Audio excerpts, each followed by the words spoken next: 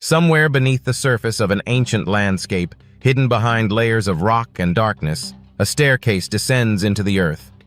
Its steps are not natural. They were cut by human hands, one after another, disappearing into a passage that seems to lead toward a place no modern map can explain.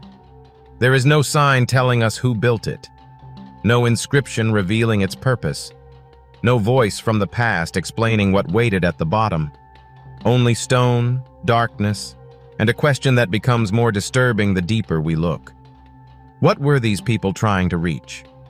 A forgotten chamber? A buried settlement? A sacred place? Or something that has remained hidden for thousands of years simply because nobody knew where to look?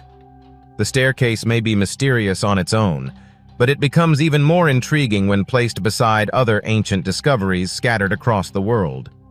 Objects that seem too sophisticated for their supposed age. Monuments whose construction still raises difficult questions. Underground chambers carved with astonishing precision. And artifacts that survived long enough to challenge the stories we thought we already knew. Tonight, we are going underground. Imagine standing at the entrance of a cave after sunset. Behind you is the familiar world, the landscape shaped by roads, cities, electricity, and centuries of human development. In front of you is a narrow opening in the rock. Cold air moves through it. The light fades quickly as the passage bends away from the surface. Then you see them. Steps. They descend into the darkness. At first, there is nothing extraordinary about a staircase carved into stone.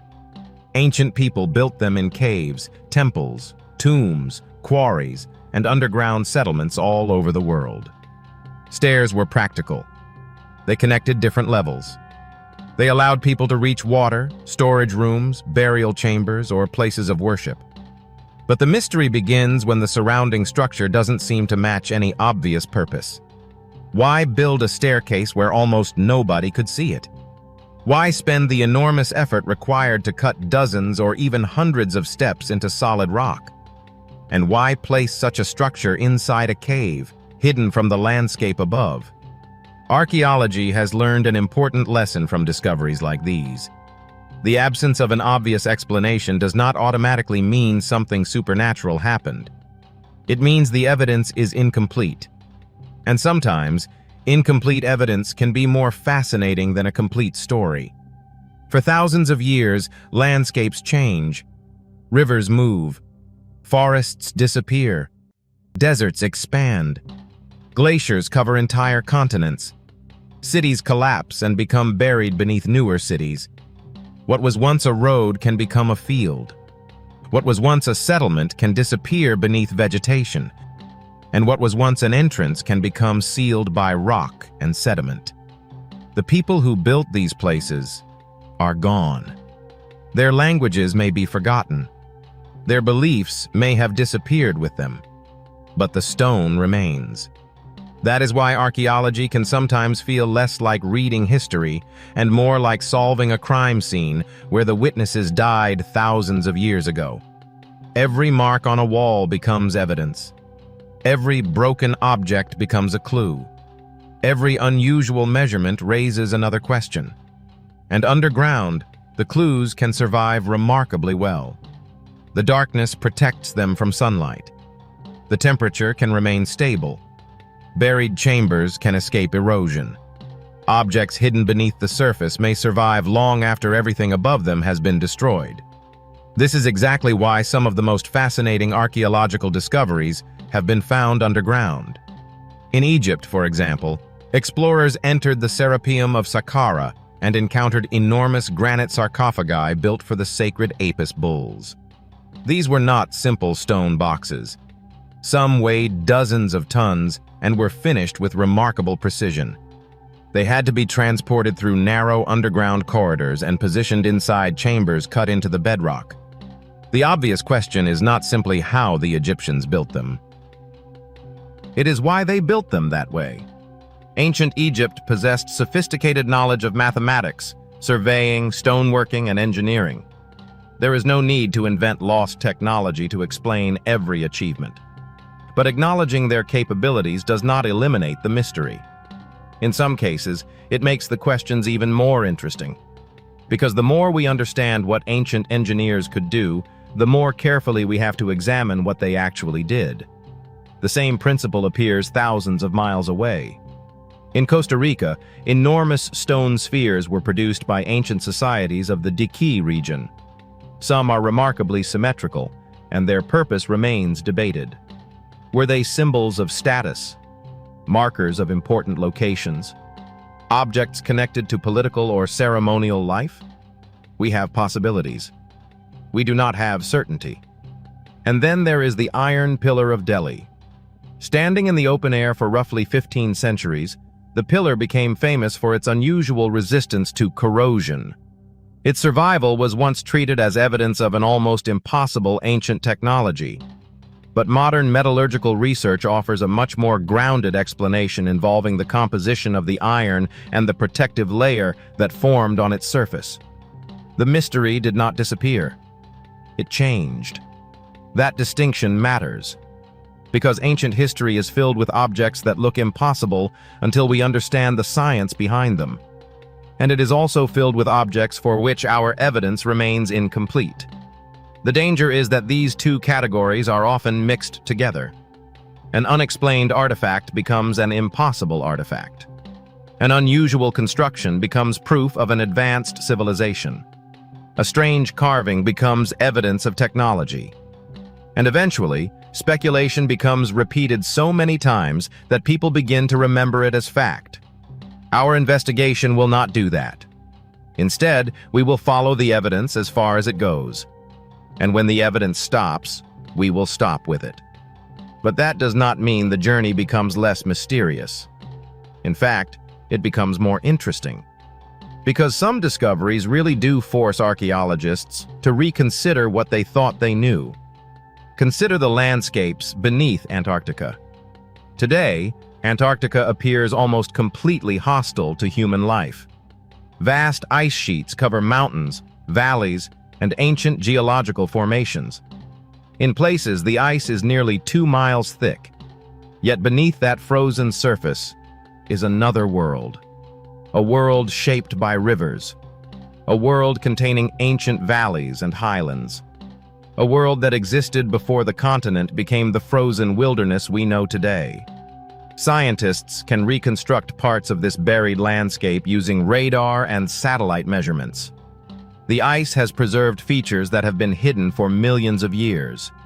Imagine what that means. A landscape can disappear without actually being destroyed. It can simply become buried. And if that can happen to an entire continent, imagine what can happen to a single settlement, a cave, a road, or a staircase. The ancient world may not be missing because its people left no evidence. The evidence may simply be somewhere we haven't looked. That idea becomes even more powerful when modern technology enters the story. Satellite imagery has revealed structures across deserts that were almost invisible from the ground. LiDAR has exposed roads, houses, canals, and entire settlements beneath dense vegetation in regions once thought to contain little evidence of large-scale urban life. In the Amazon, researchers have discovered enormous networks hidden beneath the forest canopy. In the deserts of Saudi Arabia, thousands of ancient structures have been identified from above. In Mexico, remote sensing has revealed Maya settlements that remained hidden from conventional archaeological surveys. The landscape itself becomes a document. And sometimes, the first person to read that document isn't standing in the desert with a shovel. They are sitting in front of a computer. This is changing archaeology in a profound way. Centuries, exploration meant physically entering a place. Today, researchers can examine landscapes from space, penetrate forests with laser scanning, map buried structures with radar, and reconstruct ancient environments digitally. But technology has also revealed something else. The more we discover, the less simple the ancient world looks. Civilizations were not isolated islands of development. People moved.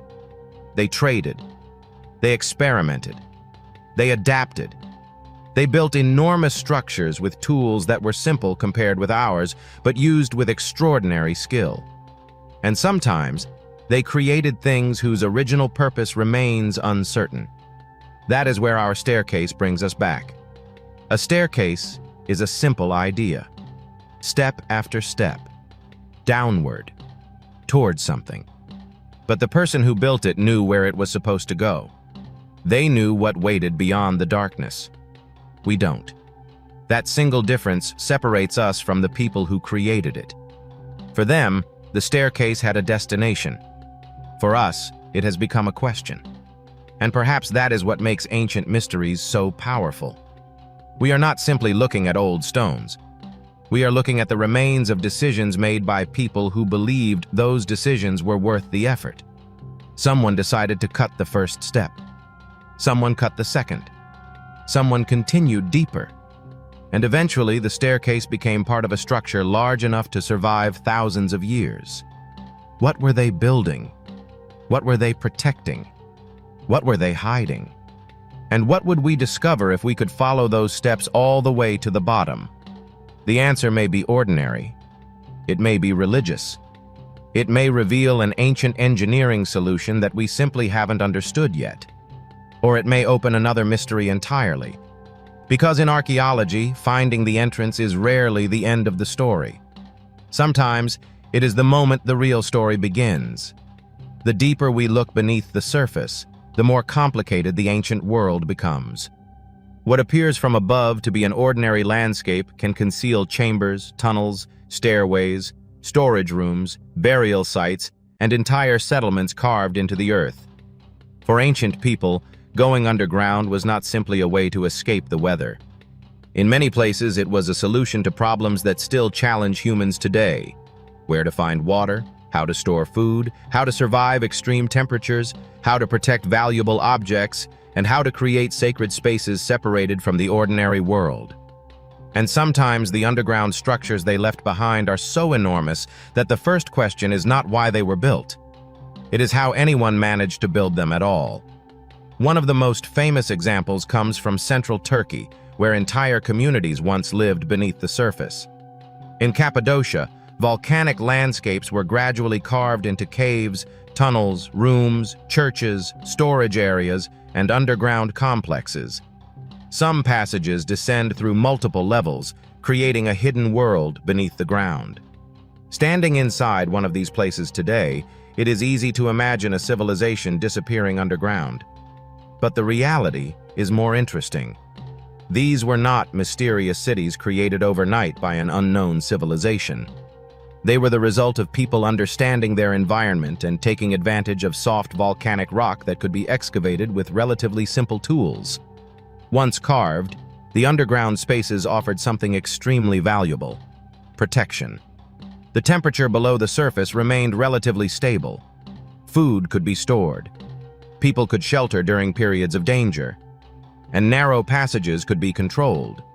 In some complexes, large circular stones could be rolled across entrances, blocking access from the outside. It was an ingenious use of geology. And it gives us an important clue about the staircase that began our investigation. A staircase inside a cave does not necessarily point toward something mysterious. It may point toward something practical: water, storage, a refuge, a tomb, a place of worship, or simply another level of the settlement. But then another question appears. What happens when we find an underground structure whose original purpose is no longer obvious? That is where the boundary between archaeology and mystery becomes blurred. Consider the Long Yu caves in China. In 1992, local farmers were draining water from ponds when they discovered something hidden beneath the landscape. What they found was not a natural cavern. It was a vast underground complex. Dozens of enormous chambers had been carved directly into the rock. The scale was extraordinary. The walls were marked with regular patterns. The ceilings were supported by massive stone pillars.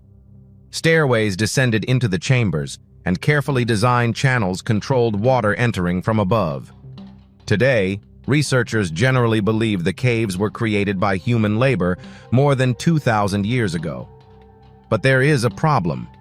Nobody knows exactly why. There are no surviving records that clearly explain who commissioned the caves or what they were intended for. The chambers are also strangely consistent. They were not simply random holes dug into the ground. The builders had to plan the excavation. They had to remove enormous quantities of stone. They had to maintain structural stability while cutting deep into the earth. And they had to deal with water. That last detail is particularly revealing. Rainwater and groundwater could threaten an underground structure, yet the caves contain channels and grooves that appear designed to manage water. That means the builders understood the environment. They were not simply excavating blindly. They were creating a controlled underground space. But controlled for what? Storage? Mining? Ceremonial purposes? A military function? Something else? The absence of an answer is what makes the Long U caves so fascinating. And it is also a reminder that ancient history can lose context even when the physical structure survives. A building can remain standing while the reason for its existence disappears completely. The same thing happened in Egypt. When Auguste Mariette discovered the Serapeum of Saqqara in the 19th century, he entered an underground complex associated with the sacred Apis bulls. The site contained enormous granite sarcophagi, some weighing many tons. At first glance, the objects appear almost excessive. Why use massive granite containers for bulls? Why transport such enormous blocks underground? Why finish their surfaces with such precision? The answers are connected to religion. The Apis bull was sacred in ancient Egyptian culture, associated with the god Ptah. Certain bulls were believed to possess divine significance, and when one died, it was mummified and buried with great ceremony. From this perspective, the enormous sarcophagi were not simply containers. They were monuments. The ancient Egyptians were demonstrating the importance of the animal through the scale and quality of the burial. But the engineering problem remains. Some of these granite boxes are enormous. The underground corridors are comparatively narrow. Moving them required careful planning. Workers could not simply bring in a modern crane, lower the box into position, and walk away. They had to solve the problem with the tools, manpower, materials, and knowledge available to them. And ancient engineers had more knowledge than we sometimes give them credit for. Egyptian mathematical texts show that scribes understood practical geometry. They could calculate areas and volumes. They could work with proportions. Surveyors could establish straight lines and angles over large distances. Their achievements did not require electricity. They required organization. Thousands of workers could be coordinated. Specialized craftsmen could spend years mastering stoneworking. Simple tools could become extremely effective when used by people who understood exactly how materials behaved. This is one of the most important lessons in ancient archaeology. Advanced results do not necessarily require modern technology. Sometimes they require advanced knowledge. A skilled craftsman working with basic tools for decades can accomplish things that an inexperienced person with modern equipment might struggle to reproduce. That principle also applies to ancient stone surfaces. When we look at a perfectly shaped object, our modern minds often associate precision with machines. But precision existed long before computers. Stone can be measured. Surfaces can be rubbed against other surfaces. Straight edges can be checked. Plumb lines can establish verticality. Water can help establish level. And repeated measurement can gradually produce remarkable accuracy. None of this makes the ancient achievement less impressive. It makes it more human. Yet some archaeological objects remain difficult to interpret. Across the ancient world, researchers have discovered unusual artifacts whose original purpose is unclear. Some are beautifully crafted but isolated from their original context. Others survive only as fragments. A few have been misunderstood because their discovery occurred long before modern archaeology developed reliable methods of excavation and documentation. Context is everything. An object found inside a sealed chamber is very different from an object found lying loose on the surface. An artifact associated with pottery, tools, bones, and architectural remains tells a different story from an isolated object with no known origin. This is why archaeologists are cautious. They do not simply ask, "What does this look like?" They ask, "Where was it found? What was around it? How old is the surrounding layer? Was the object moved? Could it have been reused? What evidence connects it to the people who supposedly created it?" These questions can transform a mystery. Sometimes they solve it. Sometimes they make it more complicated. The same thing happens with underground discoveries. A staircase may look like an entrance to something extraordinary, but without context we cannot know. The steps themselves may be ancient. The cave may be older. The surrounding structure may have been modified centuries later. A passage could have been reused by several cultures. And a place that began as a practical space could eventually become sacred. Ancient sites were not always frozen in one moment. They evolved. A room built for storage could later become a tomb. A tunnel used for water could later become a ceremonial passage. A natural cave could be enlarged by one generation and transformed by another. Over centuries, layers of human activity can accumulate in the same place. That is why archaeologists sometimes find themselves looking at a structure with no single story. It may have many stories. And beneath all of them is the landscape itself. The rock remembers what humans forget. A cut in stone can reveal the direction of a tool. A groove can reveal how something was moved. A layer of sediment can reveal when a chamber was abandoned. A microscopic residue can reveal what was stored inside. Even the absence of evidence can become meaningful. If an underground chamber was supposedly used as a workshop, where are the tools? If it was a residence, where are the cooking remains? If it was a tomb, where are the burials? If it was a religious site, where are the ritual objects? Archaeology becomes a process of testing possibilities. And every possibility must survive the evidence. This is why the mysterious staircase matters. Not because a staircase automatically proves that a lost civilization existed. Not because darkness beneath the earth automatically means something supernatural was hidden there. It matters because every unexplained structure represents a gap between what the builders knew and what we know today. The staircase is a physical reminder of that gap. Someone understood its purpose. We don't. And history is filled with similar gaps. Some have been solved. Others remain open. The underground world is especially good at preserving those unanswered questions. Above ground, civilizations disappear slowly. Walls collapse. Wood rots. Metal corrodes. Roads are covered by soil. Forests reclaim buildings. But underground, time moves differently. A sealed chamber can remain almost untouched. A carved staircase can survive long after the civilization that created it has vanished. A drainage channel can remain visible even after everyone forgets why it was necessary. And somewhere beneath the surface, there may be thousands of structures we have never seen. The question is not whether they exist. We already know they do. The question is how many remain hidden. Because every time archaeologists discover a new underground world, they are reminded of the same uncomfortable truth. The map of the ancient world is not finished. There are still places beneath our feet that have never been opened. And some of them may contain the evidence that finally explains mysteries we have been asking about for generations. But before we descend any further, we need to examine one of the most extraordinary examples of ancient engineering ever found beneath the earth. A place where enormous stone containers were pushed into darkness, sealed away from the surface, and left behind with a question that still echoes through the corridors. Why did the ancient Egyptians build something so massive beneath the sands of Saqqara?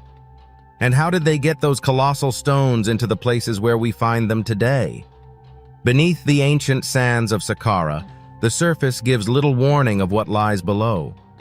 From above, the landscape appears almost silent. Stone, dust, and the remains of monuments stretching back thousands of years.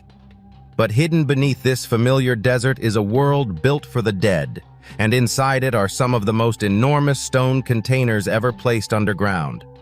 This is the Serapeum of Saqqara. When French archaeologist Auguste Mariette arrived in Egypt in the 19th century, he was originally searching for ancient manuscripts. Instead, he noticed something unexpected emerging from the sand: the head of a sphinx. He cleared the surrounding area. Then another discovery appeared. The sphinx was not standing alone. It marked the entrance to an underground complex. Mariette followed the passage and eventually entered the Serapeum, a vast subterranean burial complex associated with the sacred Apis bulls of ancient Egypt. What he found inside was astonishing. Massive granite sarcophagi stood in underground chambers, some so enormous that they seemed completely disproportionate to the animals they were supposedly built to contain. There were traces of bull burials. There were inscriptions. There were corridors stretching deep beneath the ground. And there were enormous stone boxes that immediately raised a practical question. How did the ancient Egyptians move them? The largest sarcophagi weighed many tons. Some estimates put individual containers at tens of tons, meaning that a single box could weigh as much as several modern vehicles. And these were not placed in an open field. They were transported underground. The passages were narrow. The chambers were confined. The floors were uneven in places. There were no cranes, no diesel engines, no steel cables, no modern lifting equipment.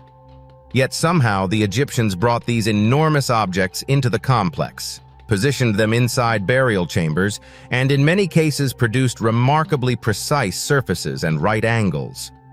That does not mean they possessed technology beyond what we understand. It means the engineering problem was enormous. And solving enormous engineering problems with simple technology requires something just as important as machines: organization. Imagine the planning involved. The stone had to be selected. A suitable quarry had to be identified. Workers had to extract the block. The rough material had to be shaped. The surfaces had to be finished. The sarcophagus had to be transported overland. Then it had to reach the underground complex. Once inside, the builders had to maneuver it through corridors that offered little room for error. A single mistake could damage the stone, trap the workers, or make the entire operation impossible. This is where the mystery becomes more interesting. The ancient Egyptians were not working without knowledge. They had generations of experience in quarrying, surveying, architecture, and transportation. They understood leverage. They understood ramps. They understood friction. They understood how to organize large labor forces. A heavy object does not need to be lifted directly into the air. It can be moved using sledges, rollers, ropes, ramps, lubricated surfaces, and coordinated manpower. Ancient Egyptian artwork even depicts workers transporting heavy objects using large teams. So there is no reason to assume that the sarcophagi required lost technology. But that still leaves us with the underground problem. How do you turn an enormous rectangular object inside a narrow corridor? How do you lower it into a chamber? How do you center it? How do you place a massive lid over it? And how do you repeat the process? These are not imaginary problems. They are physical problems. And the surviving structure shows that the builders solved them somehow. One explanation involves the use of sand. The burial chambers were lower than the main corridor. A large sarcophagus could potentially be moved into position while the chamber was filled with sand or another supporting material. Once the stone was correctly positioned, the material could gradually be removed, allowing the box to descend into its final location. It is not as dramatic as a secret machine, but it is exactly the kind of practical engineering solution that ancient builders were capable of using. And sometimes, the simplest method is the most impressive, because it had to work. There was no second attempt, no replacement part, no modern survey laser telling the workers whether they were perfectly aligned. They had to measure, test, adjust, and repeat. The precision itself has also generated speculation. Some people have argued that the granite boxes are so accurately finished that ancient Egyptians could not possibly have produced them with the tools known from their period. But this claim becomes less convincing when we examine what ancient craftsmen actually knew. Egyptian mathematical texts reveal practical knowledge of geometry. Builders could calculate dimensions. Surveyors could establish right angles. Craftsmen could repeatedly measure surfaces. And stoneworkers could use abrasive materials to shape harder stone. The process would have been slow. It would have required patience. But slow does not mean impossible. A modern machine can produce precision quickly. An ancient craftsman could produce precision through repetition. That distinction is often lost when people compare ancient objects with modern manufacturing. The Egyptians did not need to work at the speed of a factory. They needed the finished object to work. And they had time. Generations of workers could contribute to the same tradition. Knowledge could be passed from master to apprentice. Techniques could improve gradually. The result could be astonishing even if the technology itself was simple. The religious purpose of the Serapeum also helps explain why such effort was considered worthwhile. The Apis bull was not an ordinary animal. It was connected to the god Ptah and held a special position in Egyptian religious life. Priests searched for bulls displaying particular physical characteristics believed to identify them as sacred. Once selected, an Apis bull was treated with extraordinary care. It lived under controlled conditions. Visitors brought offerings. Its existence became part of the religious system surrounding Memphis. And when the animal died, its burial became a major ritual event. From that perspective, the enormous granite sarcophagus was not excessive. It was appropriate. The size communicated importance. The quality communicated reverence.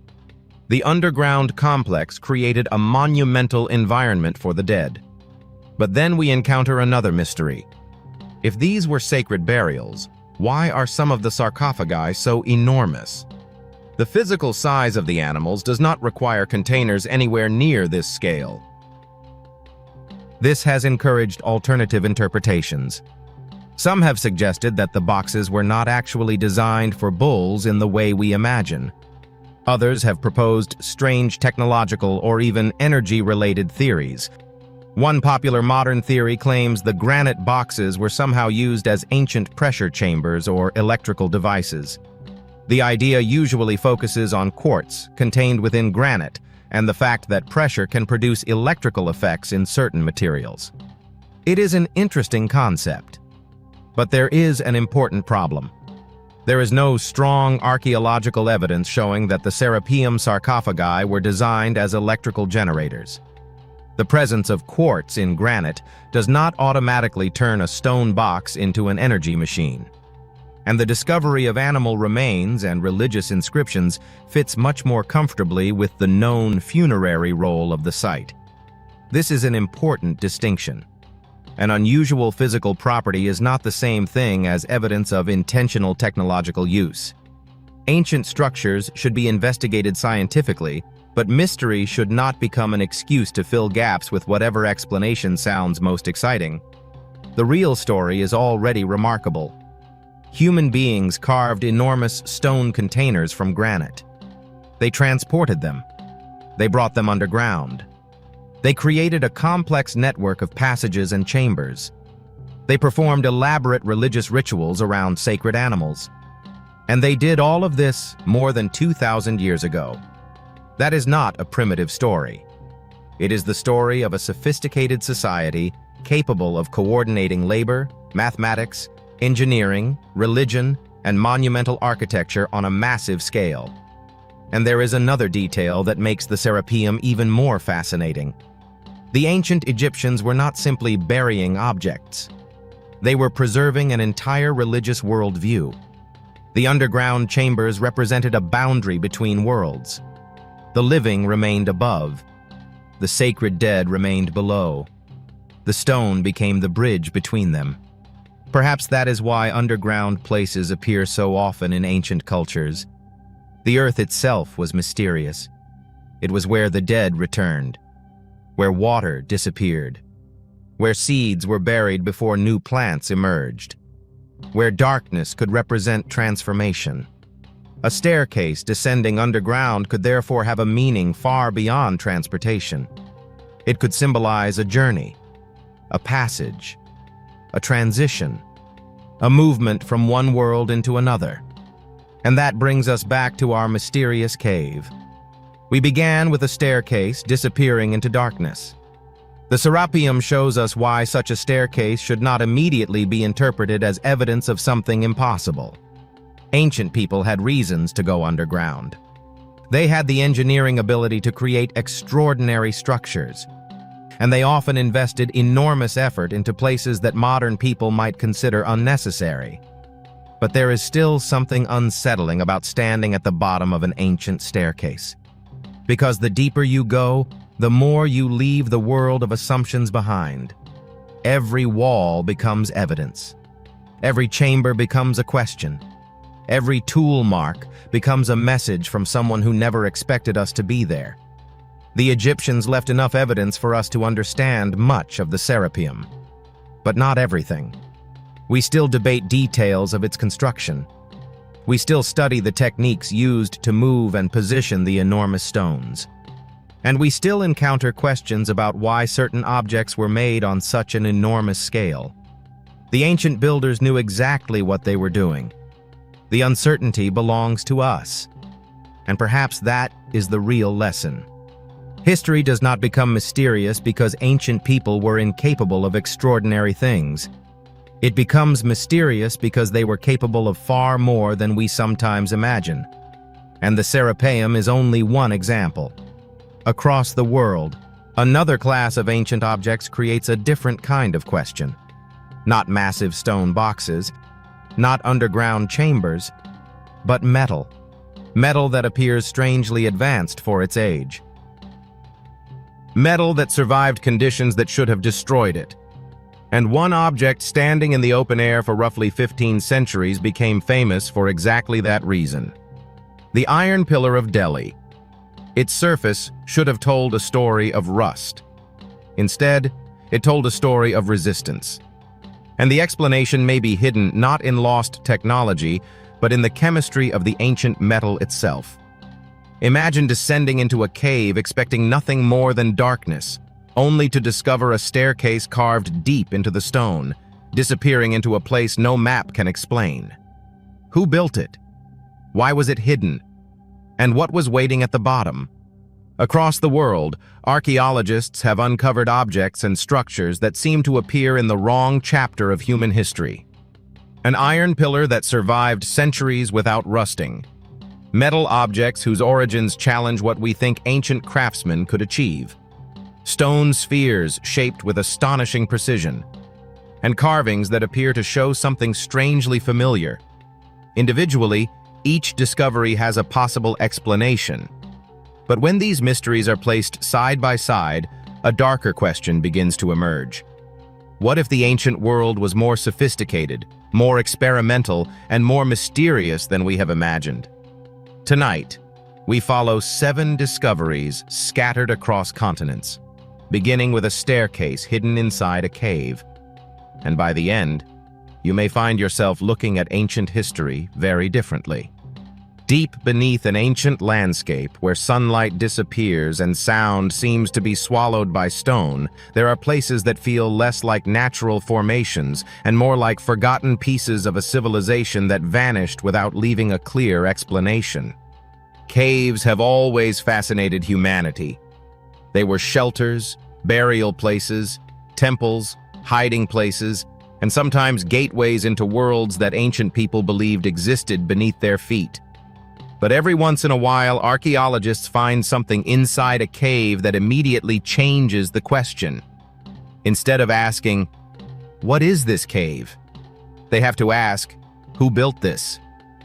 That is what makes a mysterious staircase so compelling. Imagine approaching an opening in a rocky landscape. From the outside, there is little to suggest anything unusual. The entrance looks ordinary.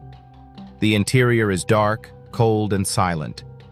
You move deeper into the cave, following the natural contours of the rock. Then the floor changes. Instead of uneven stone, you see something unmistakably artificial. Steps. One after another, they descend into the darkness. The deeper you go, the stranger it becomes. The staircase appears to have been deliberately carved or constructed, yet there is no obvious destination. No grand chamber. No inscription explaining its purpose. No unmistakable evidence identifying the people who created it. Just stone steps leading downward. And this is where the imagination begins to take over. Was it an entrance to an underground settlement? A ceremonial route? A water system? A tomb? Or simply a practical structure whose original purpose has been forgotten? There is an important distinction between mystery and evidence. A staircase inside a cave does not automatically prove the existence of a lost civilization. Ancient people were perfectly capable of creating underground structures for practical reasons. Water storage, mining, burial, ritual activity, and defensive purposes all required people to move beneath the surface. But the mystery becomes stronger when the architecture does not fit neatly into any of those categories. Throughout history, humans have repeatedly transformed natural caves into artificial spaces. They carved chambers from rock, widened tunnels, created ventilation shafts, built underground reservoirs, and connected different levels with carefully engineered stairways. Some underground complexes were enormous. Cappadocia, for example, contains entire subterranean settlements extending several levels beneath the ground. Their inhabitants carved rooms, passages, storage areas, places of worship, and ventilation systems directly into volcanic rock. Elsewhere, underground structures served completely different purposes. The ancient Egyptians constructed vast subterranean burial complexes. The Romans built tunnels and drainage systems. Ancient civilizations across Asia used underground passages to transport water. In Mesoamerica, caves could hold deep religious significance because they were believed to connect the human world with supernatural realms. So a staircase disappearing beneath the surface is not impossible. The real question is what happened at the bottom. And sometimes, the answer is far more difficult to determine than the staircase itself. Consider what happens when an underground structure is sealed for centuries. The surface changes. Forests grow over it. Rivers change direction. Earthquakes shift the landscape. Sand and soil accumulate. Buildings collapse. Entire settlements disappear. Eventually, the people who created the structure vanish, and the knowledge of what lies beneath disappears with them. Thousands of years later, someone finds an entrance. To the modern observer, it looks mysterious because the original context has been erased. This is one of archaeology's greatest challenges.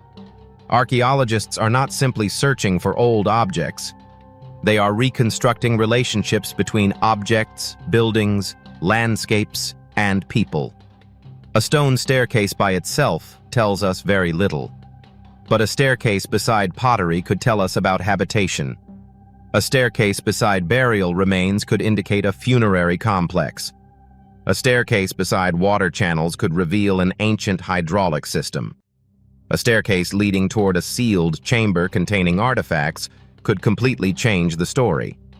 That is why unexplored underground spaces are so fascinating. They preserve things that the surface destroys.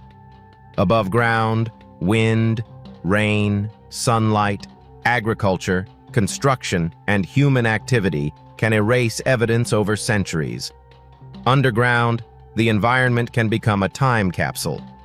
But underground archaeology has another problem. It is dangerous. Caves can collapse. Oxygen levels can change. Water can suddenly enter passages.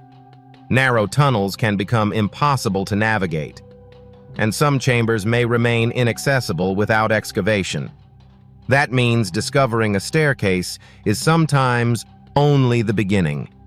The first few steps may be visible. The final destination may still be hidden.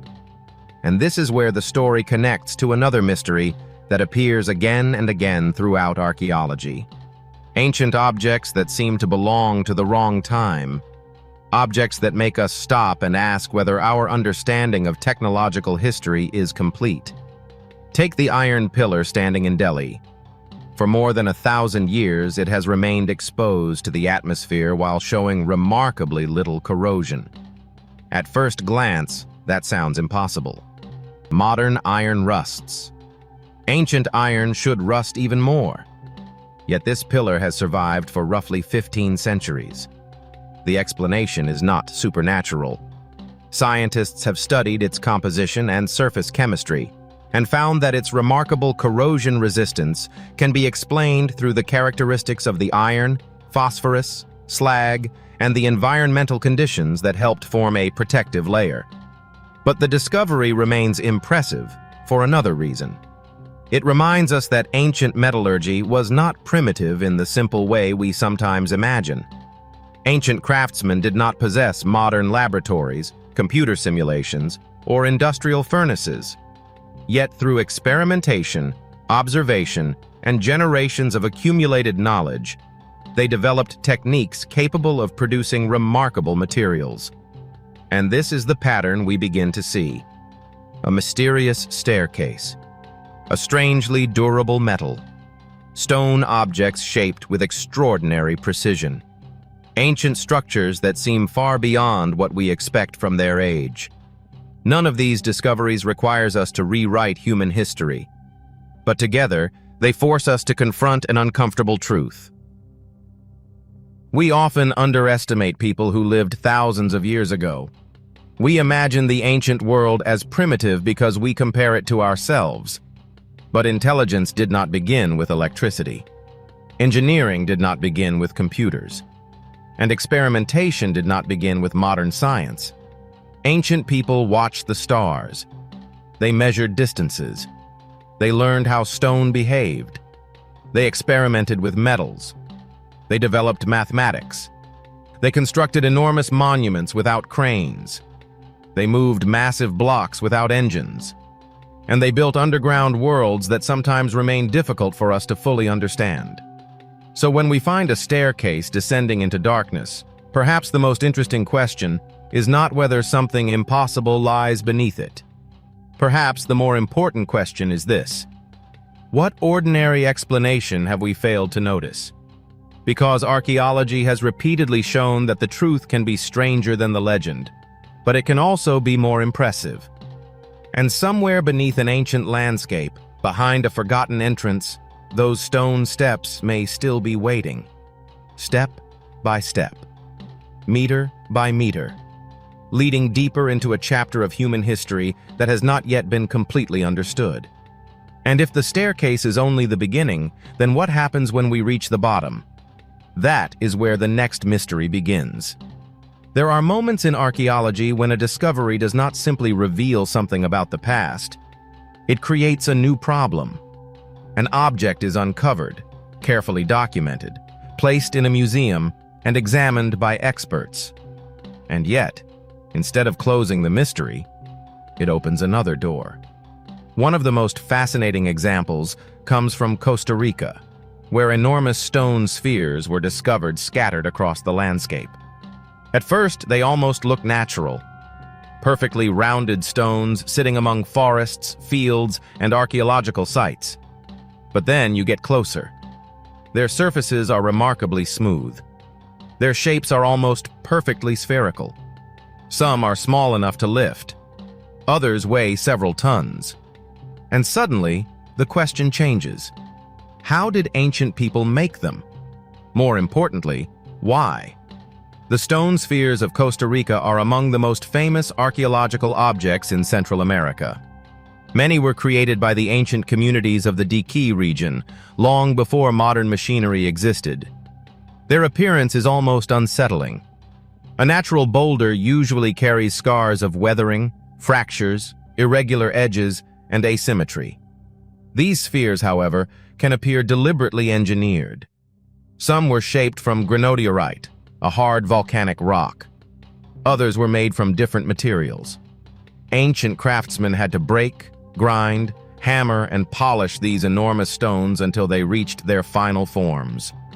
And they did not have steel power tools, no electric grinders, no laser levels, no computer-controlled machinery, only human hands, stone tools, fire, abrasion, patience, and generations of knowledge.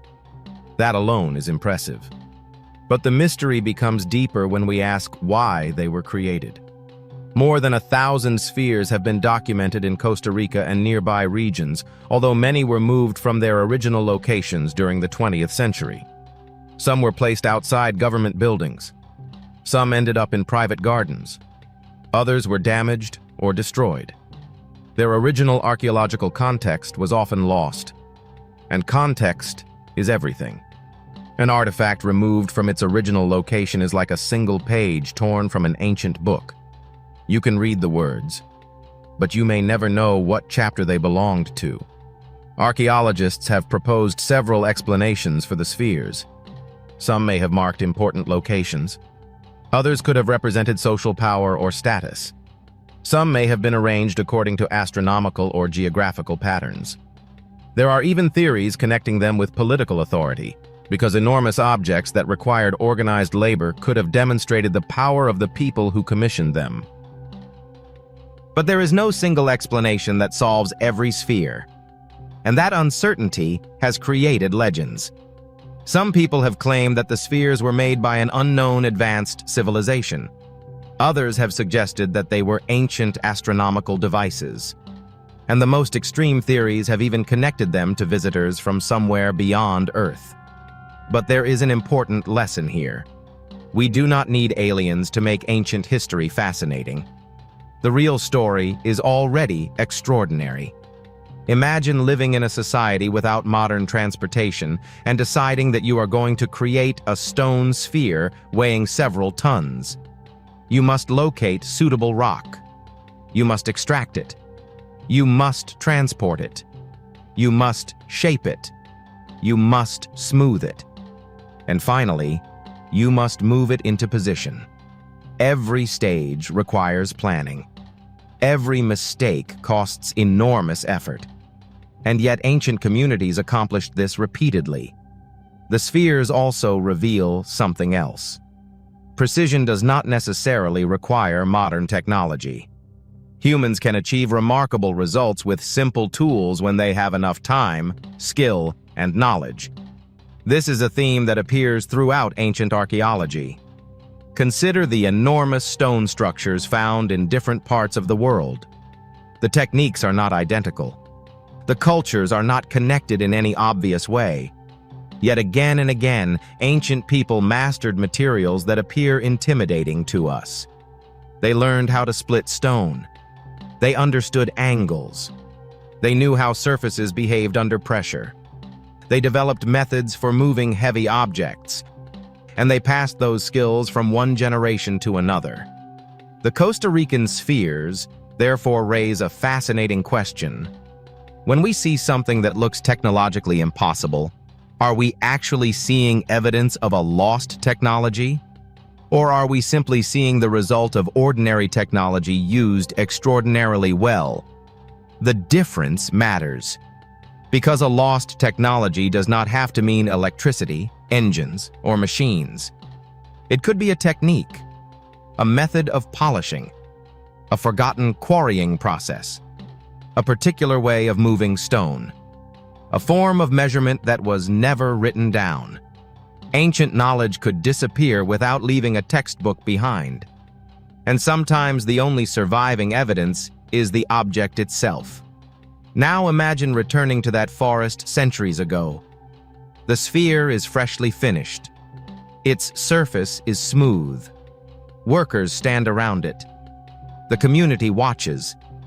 Perhaps the object is being placed in a ceremonial position. Perhaps it marks the home of an important leader. Perhaps several spheres are being arranged together. Or perhaps it has a meaning that we no longer understand. The people who made it knew, and then they disappeared. Their descendants changed. Their political systems collapsed. Their settlements were abandoned. Their language evolved. And eventually, the original meaning of the stones faded.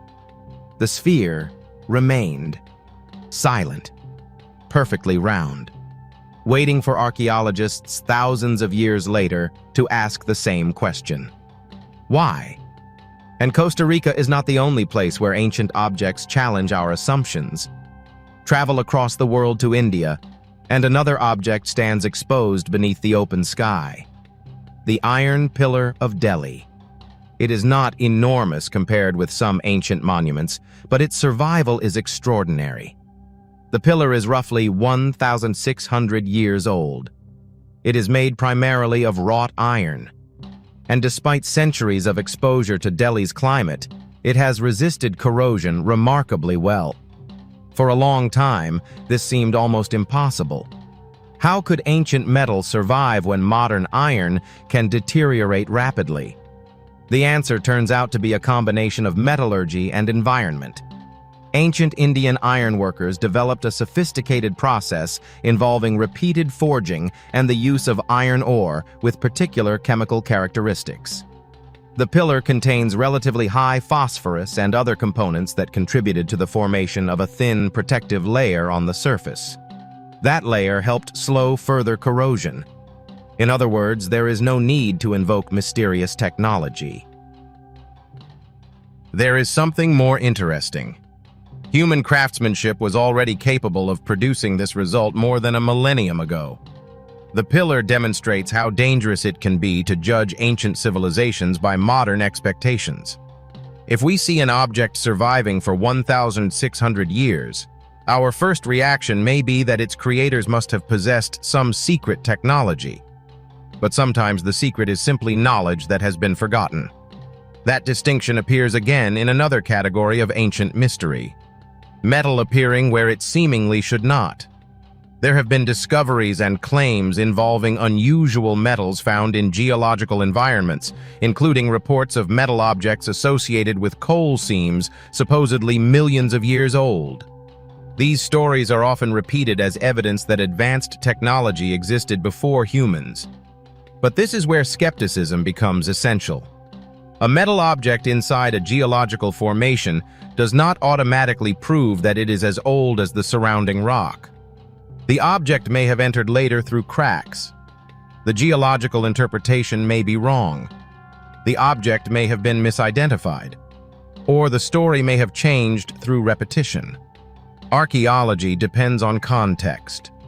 Without reliable excavation records, stratigraphy, dating, and independent analysis, an extraordinary claim remains just that: a claim. And this is exactly what makes ancient mysteries so compelling. The boundary between an unexplained object and an unexplained explanation can be very thin. Something can be real without the popular story surrounding it being true. The Costa Rican spheres are real. The Iron Pillar is real. Ancient metallurgical skill is real. But that does not mean every theory about them is correct. In fact, the real mystery is often more subtle. How did ancient people develop these techniques? How much knowledge has disappeared? How many experiments were performed and never recorded? How many remarkable objects were destroyed, recycled, buried, or simply overlooked? History preserves only a fraction of what once existed. Most ancient tools were made from materials that decayed. Wood disappeared. Textiles disappeared. Leather disappeared. Organic structures vanished. Even metal was often melted down and reused. Stone survives because it is stubborn, and that creates a distorted picture of the past. We see the monuments. We see the statues. We see the pillars. But we rarely see the thousands of ordinary tools and experiments that allowed ancient societies to build them. So perhaps these mysterious objects are not proof that history is wrong. Perhaps they are clues that history is incomplete. A staircase disappearing beneath a cave. A sphere shaped almost perfectly by human hands. An iron pillar resisting corrosion for centuries. Each one leaves behind a question. And when enough questions accumulate, they begin to form a much larger mystery.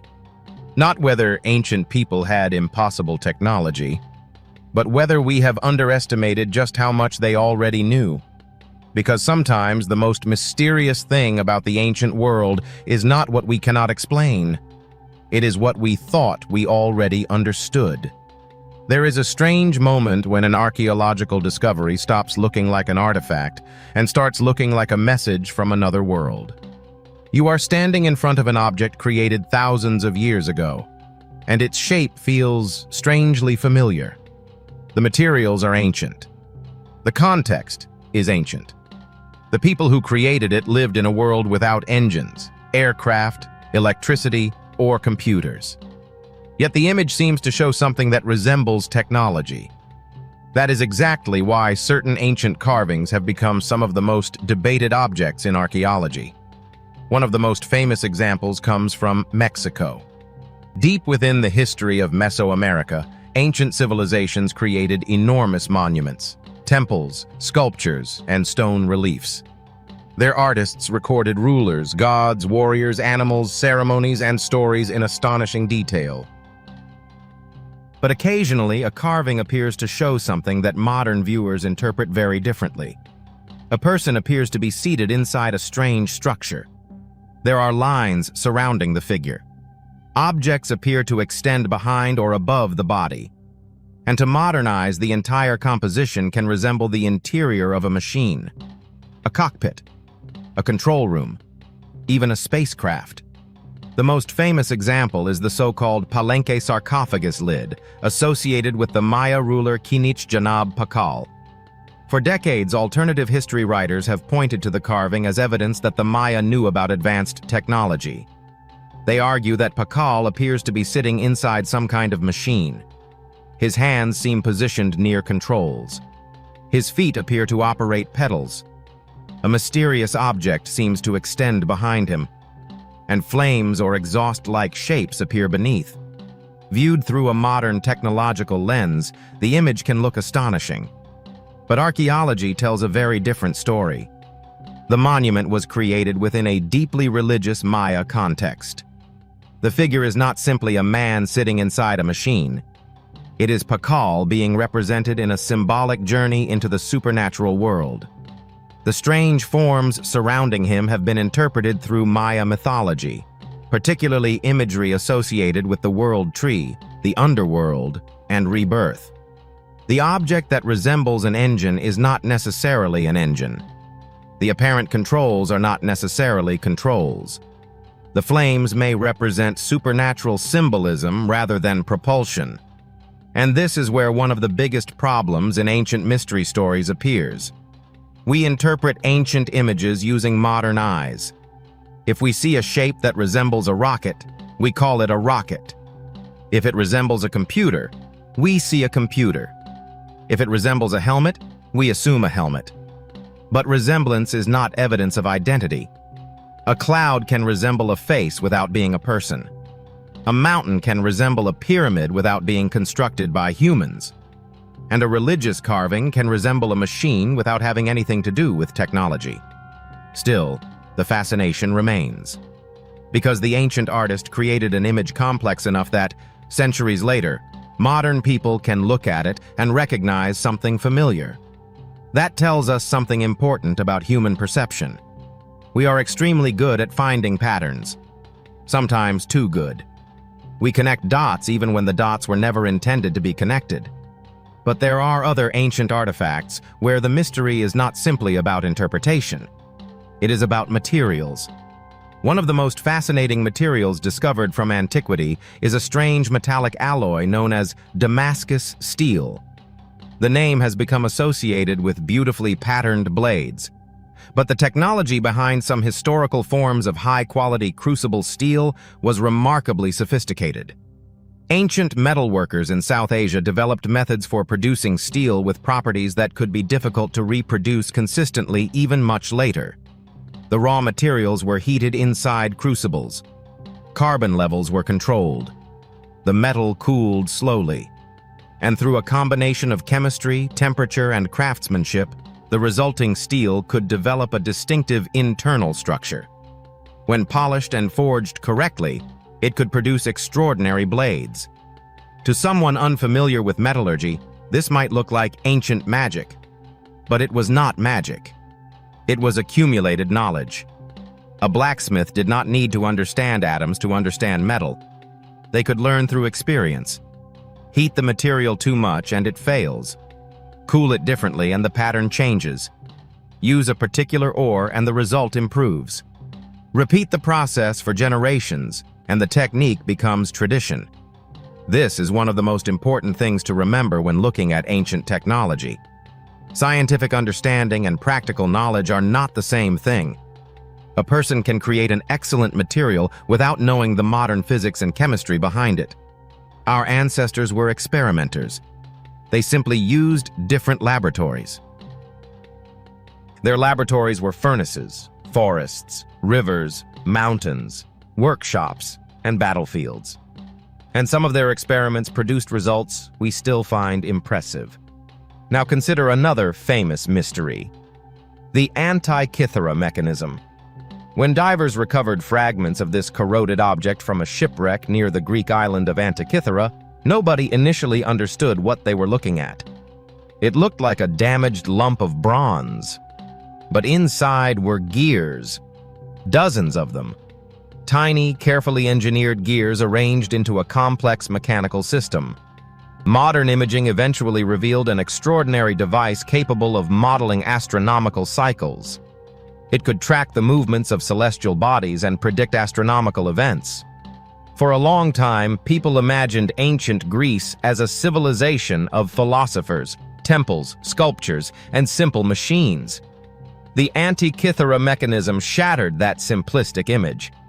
It showed that ancient engineers could build extremely sophisticated mechanical devices. Not computers in the modern electronic sense, but an analog calculating machine. A machine built from bronze gears.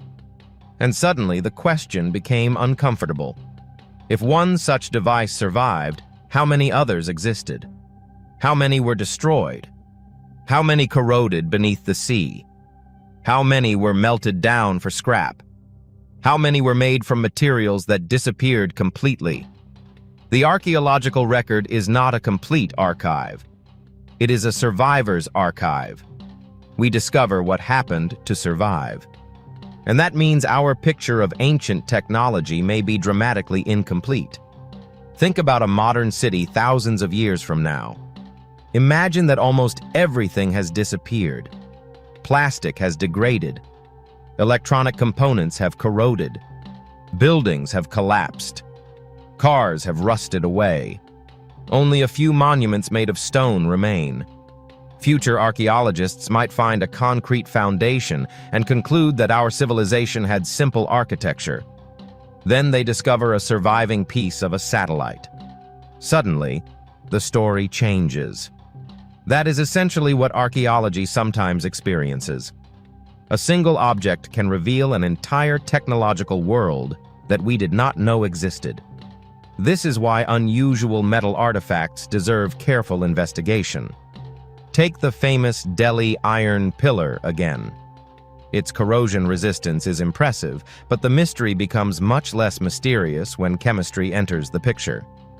The pillar does not violate physics. It demonstrates physics. The ancient craftsmen created conditions that allowed a protective surface layer to develop. They may not have understood the microscopic chemical processes, but they understood their materials. That distinction is crucial. Ancient people did not need modern scientific terminology to achieve sophisticated results. And there is another example that pushes this idea even further. The ancient Romans created concrete structures that have survived for nearly 2,000 years. Some Roman marine concrete has demonstrated remarkable durability in seawater. Modern researchers have studied the chemical reactions occurring within the material. Certain volcanic components reacted with seawater and produced minerals that helped reinforce the structure over time. Again, the Romans did not have modern materials science, but they had something else: experience, observation, experimentation, and an ability to preserve successful techniques. So when we encounter an ancient object that seems impossible, perhaps the first question should not be, did they have technology from the future? It should be, what technology did they have that we have forgotten? That question is much more interesting, because lost knowledge is real. Entire crafts have disappeared. Languages have vanished. Ancient recipes have been lost. Construction techniques have been forgotten. And sometimes we know the object existed without knowing exactly how it was produced. That does not make the object supernatural. It makes it evidence of human ingenuity. But there is still one more problem.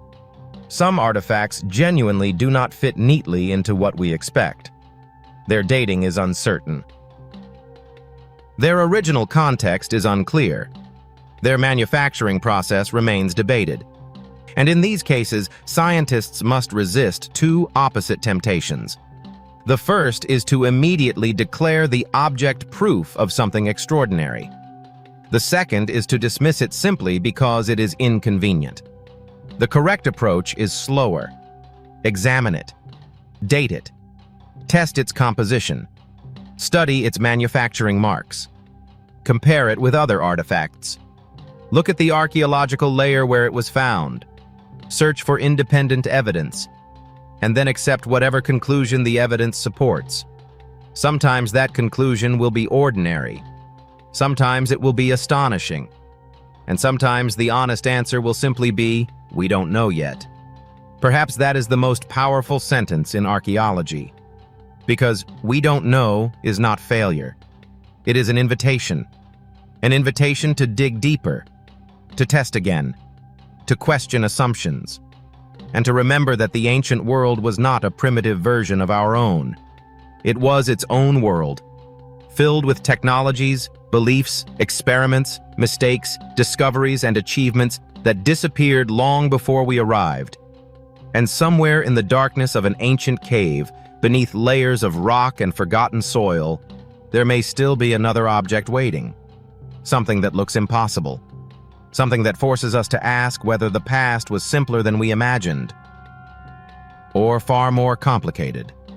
Imagine finding a piece of metal where no piece of metal should exist. Not in a workshop, not inside a building, not beside an ancient furnace, but trapped within a geological formation that appears to be millions of years old.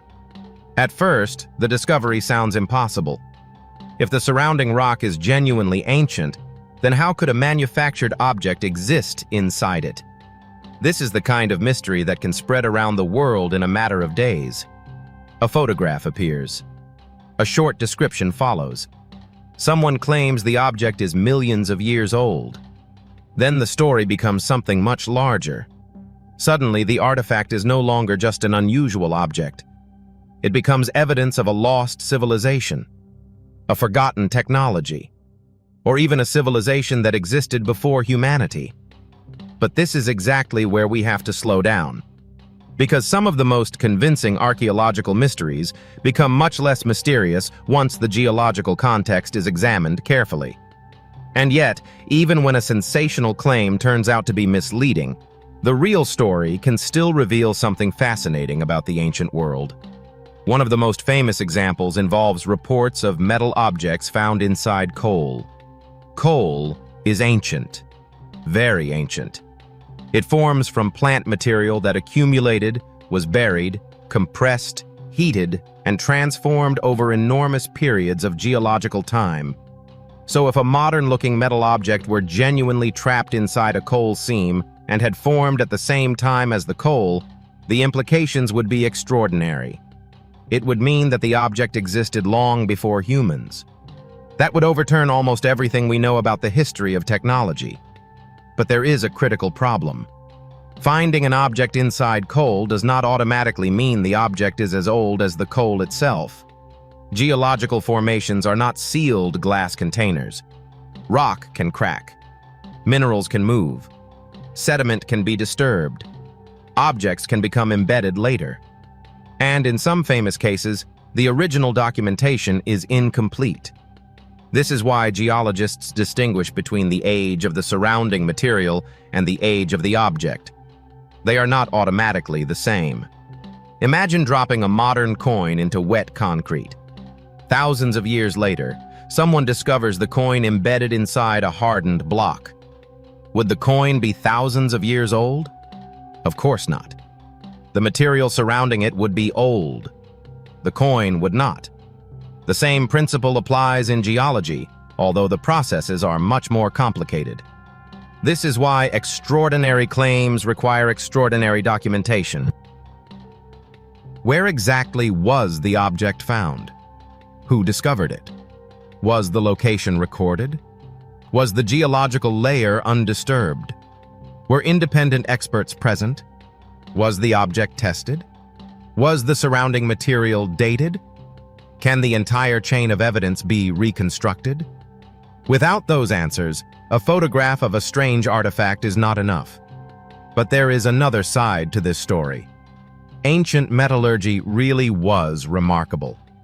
Thousands of years before modern industrial technology, humans were extracting metals from ores, melting them, mixing alloys, forging tools, casting objects, and experimenting with heat. Copper was among the first metals widely used. Then came bronze. Then increasingly sophisticated forms of ironworking. The transition was not sudden. It was a long process of experimentation. Someone discovered that certain rocks produced useful metal when heated. Someone else learned that adding another material changed the properties. Another craftsman discovered that repeated heating and hammering produced stronger tools. And over generations, these observations became knowledge. The result was something we might underestimate today. Ancient metallurgists could manipulate matter at temperatures that were difficult to achieve and control. They developed furnaces. They controlled airflow. They selected ores. They understood through experience how different metals behaved. They created alloys whose properties depended on precise combinations of ingredients. They were not chemists in the modern sense, but they were practical scientists. Their laboratory was the furnace. Their data was experience. Their measuring instrument was often the eye, the hand, and the result of the previous experiment. And some of the products of this knowledge are astonishing. Consider bronze. Pure copper is relatively soft. But when ancient metalworkers combined copper with tin, they produced an alloy that was harder and more useful for weapons, tools, statues, and countless other objects. The discovery changed human society. It affected warfare, agriculture, trade, craftsmanship, and political power. Control of metal resources became enormously important. Entire trade networks developed around the movement of copper and tin. This means that ancient technology was never isolated from civilization. Technology changed society, and society changed technology. The same principle applies to iron. Ironworking required greater temperatures and different techniques. Once ancient societies became skilled at producing and forging iron, the material transformed tools and weapons. But iron has a weakness. It wants to return to a more stable chemical state. That is why it rusts. Which brings us back to one of the most famous pieces of ancient metal in the world, the Iron Pillar of Delhi. For roughly 15 centuries, this enormous wrought iron column has stood exposed to the environment. It has developed a protective layer rather than rapidly deteriorating. The pillar is not literally immune to corrosion. That distinction matters, but its preservation is remarkable. Scientists have studied the composition of the iron and the environmental processes acting on its surface.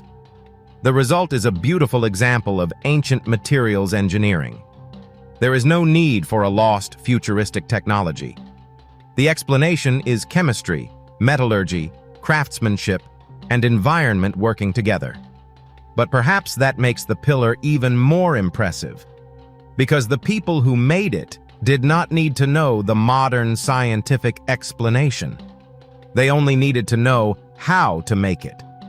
This is one of the most overlooked facts about ancient civilizations. People can discover useful technologies without understanding the theoretical science behind them. A prehistoric hunter did not need to understand aerodynamics to make a sharp projectile. A Neolithic builder did not need structural engineering equations to create a stable wall. An ancient sailor did not need modern meteorology to recognize seasonal wind patterns. Knowledge can exist long before the scientific language used to explain it. And sometimes that knowledge disappears. Imagine an ancient workshop. A master craftsman dies. His apprentices move elsewhere. His furnace collapses. His tools are recycled. His methods are not written down. A few generations later, the exact technique is gone. The finished objects remain, but the process disappears. This may explain why some ancient artifacts seem impossible. Not because their creators possessed technology from the future, but because we lost the instructions. There is another fascinating example of this problem: ancient high-quality steel. Some historical steel-making traditions produced materials with exceptional hardness and distinctive patterns. For centuries, craftsmen in parts of Asia developed crucible steel technologies that eventually became associated with famous blades. Modern metallurgists have studied these materials and found that tiny changes in carbon concentration, cooling rates, impurities, and forging could dramatically affect the final product. The craftsman did not need a periodic table. He needed experience. He needed to recognize the right ore. He needed to control the furnace. He needed to know when the metal was ready. And perhaps most importantly, he needed to learn from failure. Every successful ancient technology is built on countless experiments that did not survive in the archaeological record. That is something we rarely see. We see the masterpiece. We don't see the 1,000 failed attempts. We see the perfect artifact. We don't see the broken ones. We see the surviving technique. We don't see the generations of mistakes that created it. And that creates an illusion. It makes ancient technology look sudden. It makes sophisticated objects appear without a technological ancestry. But history is almost never that simple. Technologies evolve. They improve. They disappear. They return. Sometimes an invention appears independently in different places. Sometimes knowledge travels across trade routes. Sometimes one civilization inherits a technique from another. And sometimes we simply don't know where an idea began. That uncertainty creates room for speculation. And speculation is not always bad. Questions are useful. But there is a difference between asking a question and declaring an answer. An unusual metal artifact can be a mystery. It does not automatically become proof of an ancient machine. A strange carving can resemble a spacecraft. That does not prove an ancient spacecraft existed. A metal object found inside geological material can be fascinating. That does not prove humans existed millions of years ago. The difference is evidence. And evidence is what separates archaeology from mythology. Yet even after we remove the exaggerated claims, the ancient world remains astonishing. People were shaping stone with extraordinary precision. They were moving enormous blocks. They were navigating oceans. They were calculating astronomical cycles. They were building underground complexes. They were experimenting with metallurgy. They were creating alloys. They were constructing machines. And they were leaving behind objects that still challenge modern researchers. So perhaps the real mystery is not whether ancient civilizations had impossible technology. Perhaps the mystery is how much technology they actually had. How many techniques have disappeared? How many workshops remain buried? How many artifacts were recycled into newer objects?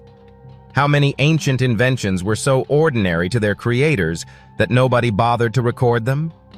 And how many remarkable discoveries are still hidden beneath our feet? The staircase from our story may lead somewhere.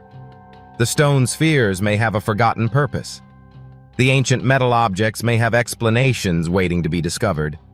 And somewhere beneath layers of soil, stone, and time, another artifact may be sitting silently in the dark, waiting for someone to find it, waiting for someone to ask the right question. Because the most dangerous assumption we can make about the ancient world is that we already know what humans were capable of. We don't. We know what survived. We know what has been discovered, and we know what the evidence allows us to prove. But between those fragments lies an enormous unknown, and that unknown is where the real mystery begins. There are discoveries that make us question what ancient people knew.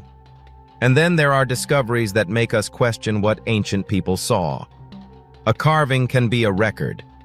A statue can be a portrait. A symbol can preserve a forgotten belief. But sometimes an ancient image looks so strangely familiar that it feels almost as if someone from the distant past was trying to show us something we already understand. A machine, a vehicle, a strange object descending from the sky, or a person sitting inside something that looks almost like a cockpit. The problem is that ancient artists were not drawing for us. They were speaking to people who shared their language, religion, symbols, and worldview. And when that cultural context disappears, the image can become a puzzle. One of the most famous examples comes from the ancient Maya world. Inside a tomb at Palenque, archaeologists discovered the elaborate sarcophagus of the ruler Kinich Janab Pakal. The enormous stone lid became famous because of the unusual image carved across its surface. At the center is Pakal. His body appears to lean backward. His arms and legs are positioned in a way that, from a modern perspective, can look surprisingly mechanical. Around him are complicated shapes. Below him is a structure that some people interpret as an engine. There appears to be a flame. There are lines that seem to connect different parts of the composition. And suddenly, an ancient funerary carving starts looking like a picture of a man operating a spacecraft. For decades, this image has been used as one of the strongest arguments by people who believe ancient civilizations were visited by extraterrestrials. But there is another way to read it. A much older way. The Maya did not need to imagine spaceships to create this image. They had an elaborate cosmology involving the heavens, the underworld, death, rebirth, and the world tree. The carving is deeply symbolic. Pakal is being shown as part of a supernatural transformation. The surrounding elements are connected to Maya religious imagery. What looks like a machine may actually represent a cosmic structure. What looks like an exhaust flame may symbolize supernatural forces. What looks like a control panel may be a collection of ritual symbols. This does not make the image less fascinating. It makes it more fascinating, because it reminds us that an image can have multiple meanings depending on who is looking at it. A modern viewer sees technology. A Maya viewer would have seen mythology. And this problem appears throughout archaeology. We constantly interpret the past using concepts from the present. We see faces in ancient masks. We see maps in abstract carvings. We see astronomical instruments in ceremonial objects. Sometimes our interpretations are correct. Sometimes they are completely wrong. And sometimes the truth is somewhere between the two. But ancient images are not the only artifacts that can look strangely modern. Across the world, archaeologists have discovered objects whose engineering seems surprisingly advanced for their time. One of the most remarkable is the Antikythera mechanism. Unlike the Maya carving, this object really was mechanical. It was made from bronze. It contained gears, and it was created more than 2,000 years ago. When fragments of the mechanism were recovered from a shipwreck in the early 20th century, nobody immediately understood what they were seeing. The corrosion had fused the pieces together.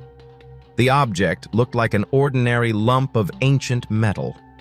But modern imaging technology revealed something extraordinary.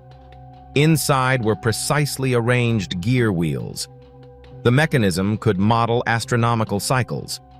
It was designed to represent the movement of celestial bodies and track complex calendar relationships. This was not a modern computer, but it was a mechanical calculator, and it completely changed our understanding of ancient Greek engineering. For a long time, we imagined ancient technology as simple: levers, pulleys, wheels, basic measuring instruments. Then the Antikythera mechanism appeared.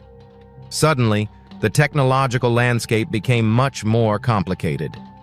If an ancient engineer could construct a device containing dozens of carefully coordinated gears, then the question becomes unavoidable. How many other machines existed? How many were destroyed? How many were lost at sea? How many were dismantled because their bronze was more valuable than the machine itself? And how many disappeared because they were made from wood? This is the hidden weakness of the archaeological record. It preserves stone far better than almost anything else. Stone survives earthquakes. Stone survives fire. Stone can survive thousands of years underground. Wood usually does not. Leather disappears. Cloth disappears. Organic components decay. Metal corrodes. Even entire buildings can vanish. That means the ancient world we see today is not the ancient world that once existed. It is the small percentage that survived. Imagine looking at modern civilization only through the objects that might survive for 5,000 years. A future archaeologist might find skyscraper foundations, stone bridges, concrete structures, a few statues, maybe some ceramic objects. But almost all smartphones would be gone. Most computers would be gone. The majority of vehicles would be gone. The electrical infrastructure would be unrecognizable. The internet would leave almost no physical object behind. If future archaeologists judged our civilization only by what survived, they could dramatically underestimate us. The same thing happened to ancient civilizations. We may be looking at the ruins of a technological world without seeing most of its technology. This is why unusual artifacts are so important. They are fragments, clues, small windows into systems that may have been much larger. And sometimes the clues point toward techniques that modern researchers still find difficult to reproduce. Consider the famous ancient Roman concrete structures. Some Roman marine structures have survived for almost 2,000 years in harsh seawater. Modern concrete often deteriorates under similar conditions. Researchers have discovered that certain volcanic materials in Roman concrete reacted with seawater and helped produce minerals that strengthened the material. The Romans did not understand the chemistry in modern terms, but they knew what worked. They had developed a recipe through experience. This is a recurring pattern. Ancient technology was often empirical. Try something. Observe the result. Change the mixture. Try again. Record the successful method through tradition. Repeat it. Eventually, an entire craft can develop without anyone understanding the microscopic science behind it. This also helps explain the mystery of the Delhi iron pillar. The pillar's resistance to corrosion is often described as impossible, but it is not. The chemistry of the iron, the high phosphorus content, the forging techniques, and the formation of a protective surface layer all contribute to its preservation. The ancient craftsmen did not need to know about electrochemical corrosion. They only needed to know how to make the iron.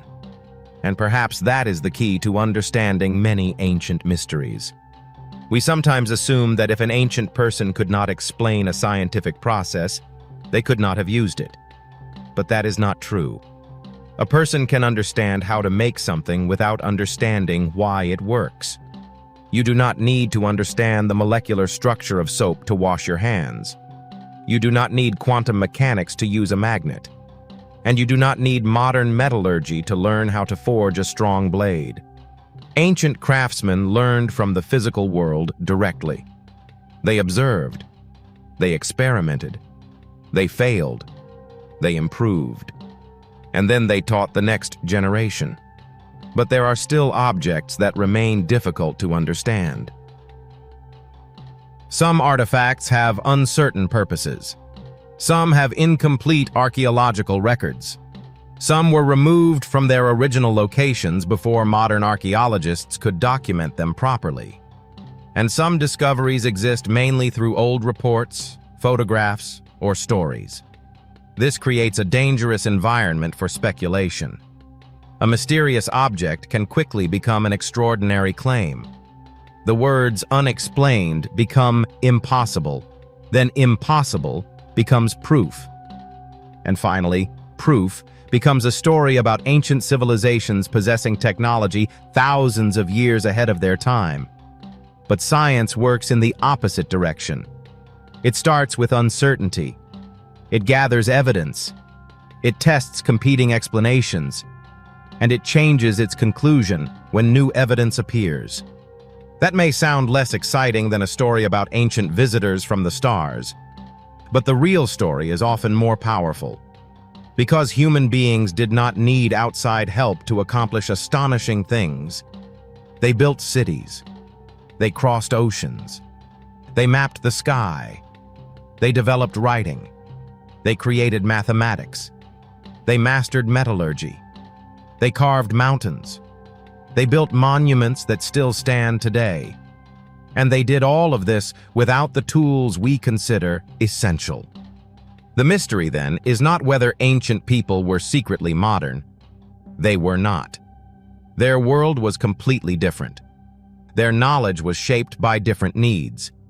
Their technology followed different paths. Their solutions were often local, practical, and deeply connected to their environment. And yet, when we look at the surviving evidence, we sometimes see flashes of brilliance that feel almost impossible. A gear mechanism from ancient Greece. A perfectly engineered iron pillar in India. A massive stone sphere in Costa Rica. A mysterious carving in Mexico. A staircase disappearing beneath a cave. Different places. Different cultures. Different centuries. But one common thread. They all remind us that the past is not a simple story of primitive people slowly becoming modern. It is a much stranger story. Human progress is not a straight line. Knowledge can appear, spread, disappear, return, and sometimes vanish completely. So when an ancient artifact seems to resemble something from our own technological world, perhaps we should pause before deciding what it means. Maybe it is evidence of a forgotten technique. Maybe it is symbolic art. Maybe it is an object whose purpose has simply been lost. And sometimes, after every test has been performed, the answer may still be uncertain. But uncertainty is not the end of the story. It is the point where investigation begins. Because somewhere, beneath another layer of soil, inside another forgotten cave, or sealed inside another ancient tomb, there may be an artifact that changes the story again. And when that object is finally uncovered, the question will not be whether the ancient world was mysterious. We already know it was. The real question will be, how much of that world have we still not found? For centuries, some of the most unsettling archaeological discoveries have been hiding in places people rarely look. Beneath deserts, inside mountains, under ancient cities, and sometimes sealed behind layers of rock where no one would expect a human hand to have ever reached. But perhaps the strangest part is not that these places exist. It is that some of them contain objects that seem to belong to a completely different chapter of human history. Imagine entering a cave and finding a staircase carved directly into the stone. The steps descend into darkness, one after another, disappearing beneath the surface. There is no obvious entrance to a chamber, no inscription explaining who built it, no treasure waiting at the bottom, only silence, and a question. Where does it lead? For archaeologists, a staircase like this is more than an unusual structure. It is evidence of planning. Someone had to choose the location, cut the stone, measure the steps, remove enormous amounts of material, and create a path into the earth.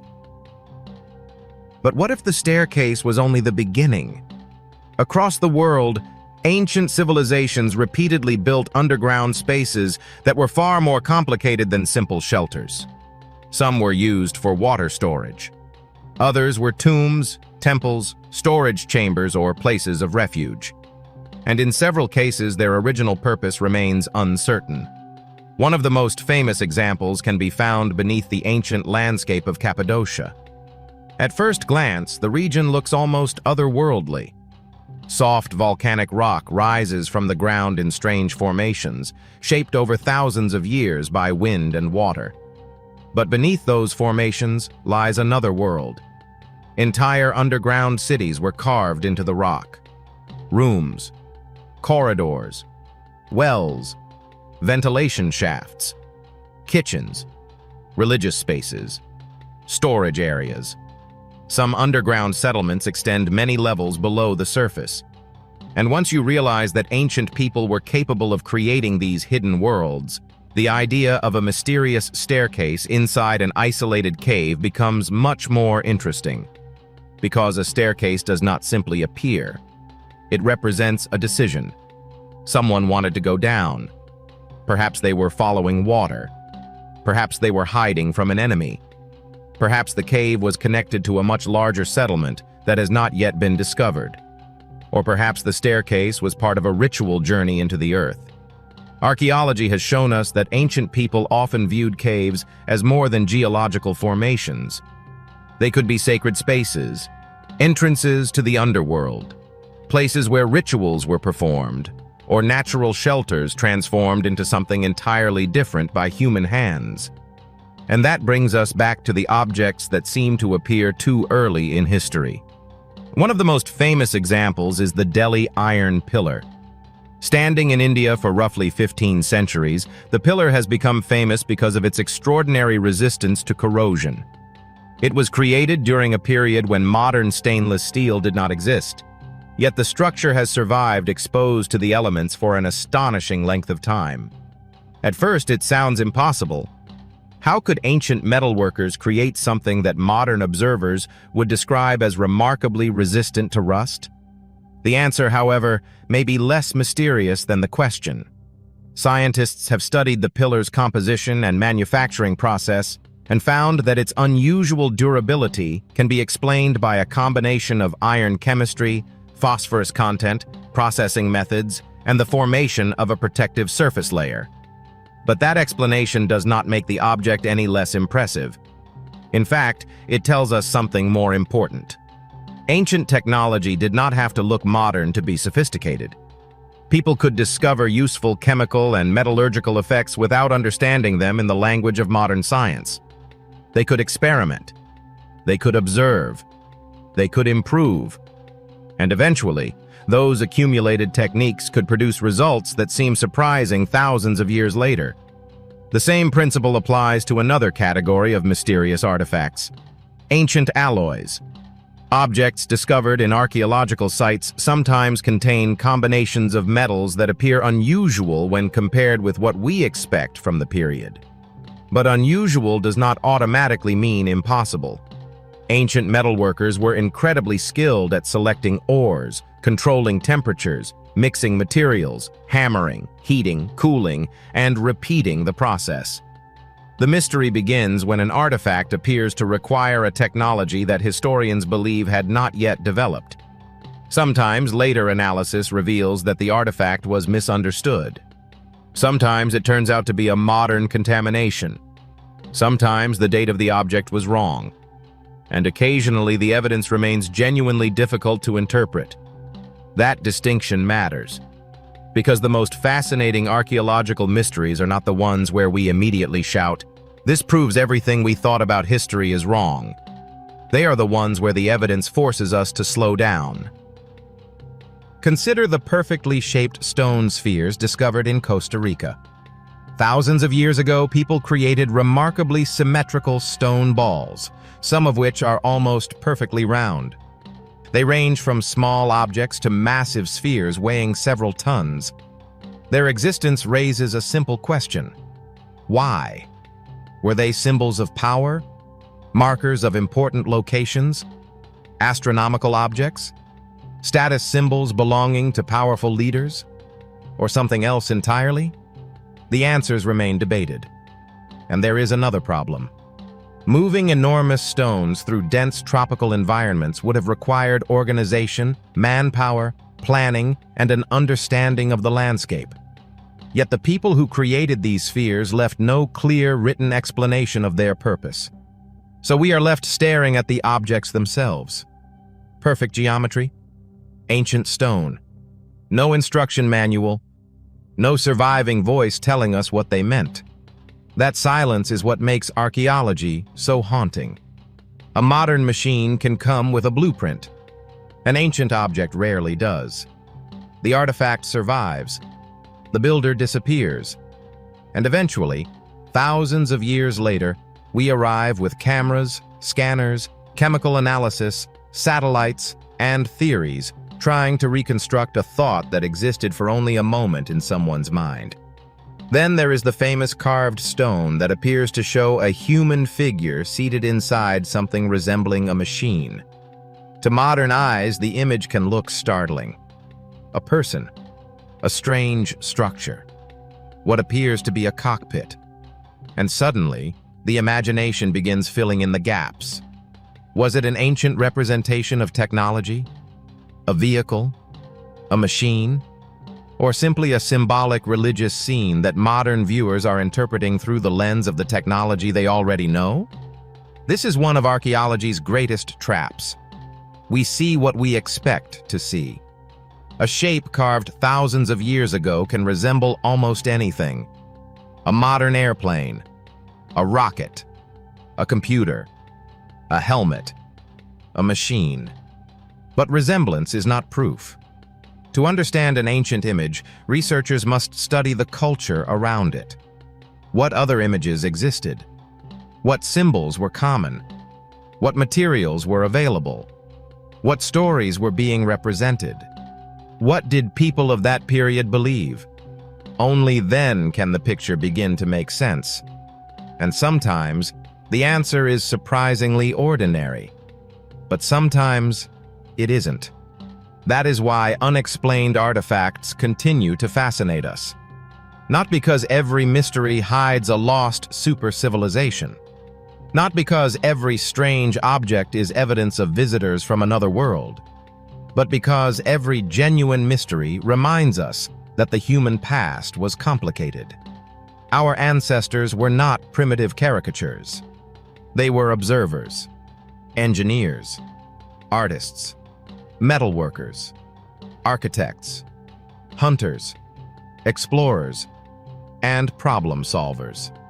They lived without electricity, computers, satellites, engines, or modern factories, yet they still found ways to manipulate stone, metal, water, fire, and the landscape around them.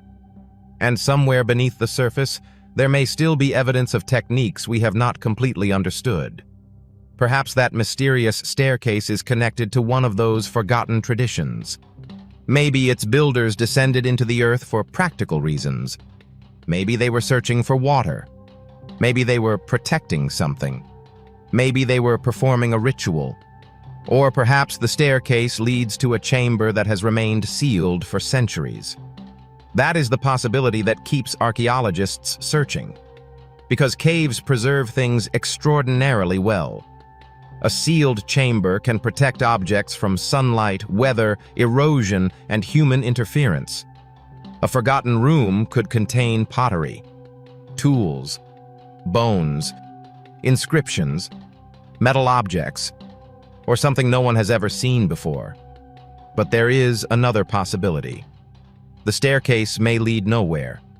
It may have been abandoned halfway through construction. It may have been created for a purpose that disappeared before the work was completed. And that might actually be more interesting, because unfinished structures allow us to see the process rather than just the final result. We can sometimes see where ancient workers stopped, where they changed direction, where they corrected mistakes, where they abandoned their plans. In those imperfections, the past becomes strangely human. Someone stood there. Someone held a tool. Someone made a decision. And then, for reasons we may never know, they walked away. Thousands of years later, we find their staircase, their stone, their metal, their footprints, their mistakes. And we ask the same question again. What were they trying to build? The deeper we investigate these discoveries, the more complicated the story becomes. The ancient world was not a simple progression from primitive tools to modern technology. It was a collection of experiments. Some succeeded, some disappeared, some were forgotten, and some survived in forms that still surprise us today. So perhaps the real mystery is not whether ancient people possessed impossible technology. Perhaps the real mystery is how much knowledge they developed, used, and then lost.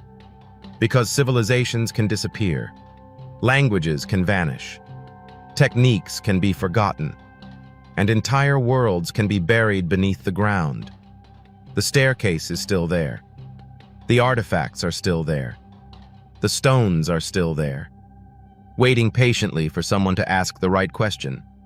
And perhaps, somewhere below that darkness, the answer is waiting too. The deeper we travel into the ancient world, the more difficult it becomes to separate what we know from what we only think we know. Beneath layers of rock, soil, sand, and forgotten ruins, evidence continues to emerge that forces us to reconsider just how inventive ancient societies could be. And sometimes, the most disturbing discoveries are not enormous temples or lost cities. They are small objects, a piece of metal, a carved stone, a perfectly shaped sphere, a pillar that refuses to rust, an artifact that seems to arrive in history before the technology needed to create it should have existed. But there is one discovery that captures this feeling better than almost anything else. A staircase. Not a modern staircase. Not a natural crack in the rock. A deliberate series of steps descending into a dark cave, carved by human hands and leading toward a destination that remains uncertain. The first question is obvious. Who built it? The second is much more unsettling. Why? A staircase requires planning. Someone had to decide where it would begin, how deep it would descend, how wide each step should be, and where the path would eventually end. It means the people who created it expected someone to use it. Perhaps they were searching for water. Perhaps the cave was a shelter. Perhaps it was part of a burial complex. Or perhaps the staircase belonged to a much larger underground structure that has not yet been completely uncovered. Across the world, archaeologists have discovered evidence that ancient people were remarkably comfortable working below the surface. In Cappadocia, entire underground cities were carved into soft volcanic rock.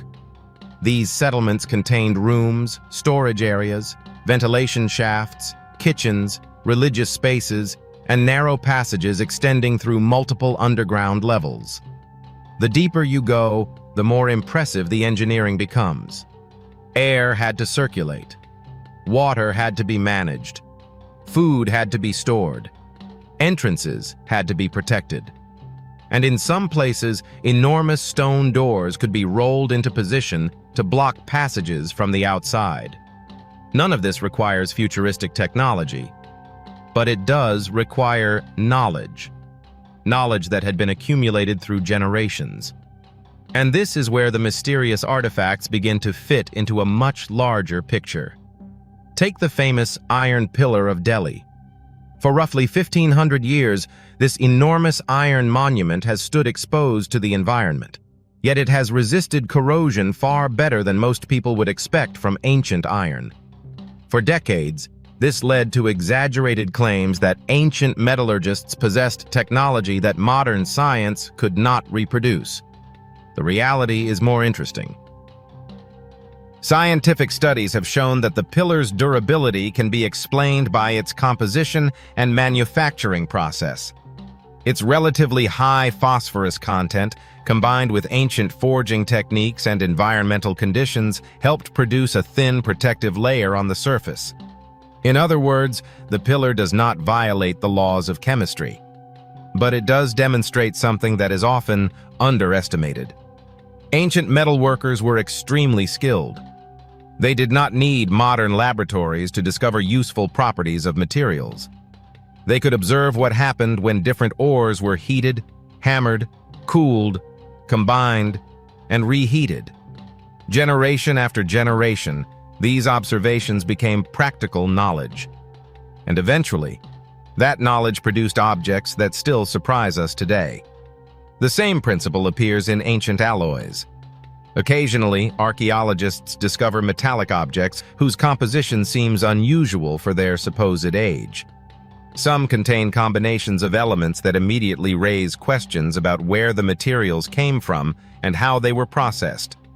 But an unusual alloy does not automatically mean advanced technology. Ancient people traded enormous distances. Oris traveled. Objects were recycled. Metals were melted down and reused. And contamination can occur during excavation or later handling. This is why archaeological mysteries have to be approached carefully. A strange artifact is not automatically evidence of a lost civilization. But neither should every unexplained object be dismissed simply because it does not fit comfortably into a textbook. The most important question is always the same. What does the evidence actually show? Consider the mysterious stone spheres of Costa Rica.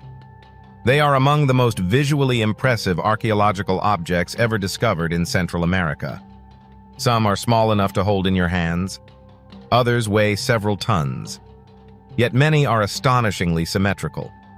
They were produced by ancient communities using stone tools, abrasion, hammering, and enormous amounts of labor. Their purpose remains uncertain. Were they markers of social status, symbols of political authority, ceremonial objects, astronomical markers? Or did they have several purposes depending on the community that created them? We may never know. But the spheres reveal something important. Ancient societies could devote enormous resources to objects that were not obviously necessary for survival. That means their builders valued ideas such as symmetry, symbolism, prestige, identity, and ceremony. In other words, ancient people were not simply trying to survive from one day to the next. They were creating meaning. And that brings us to another category of artifact that has generated some of the wildest theories. Ancient carvings that appear to show technology. A human figure seated inside a strange structure. A shape that resembles a machine. A figure that looks almost as if it is sitting inside a cockpit. To modern eyes, such images can be astonishing. But there is a danger here. Our brains are designed to recognize familiar patterns.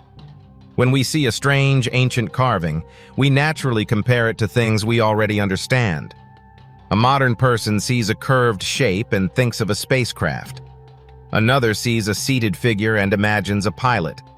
Someone else sees mechanical components. But ancient artists did not necessarily intend any of those meanings. The image may represent a deity, a ritual, a symbolic object, a throne, a ceremonial platform, or something that has simply been misunderstood because the surrounding cultural context has disappeared. This is why archaeology depends on more than appearance. Researchers study the entire site. They examine the material. They compare the artwork with other examples. They investigate the culture that produced it. They examine inscriptions. They analyze the age of the surrounding layers. And sometimes, after years of research, the strange object turns out to have a perfectly reasonable explanation.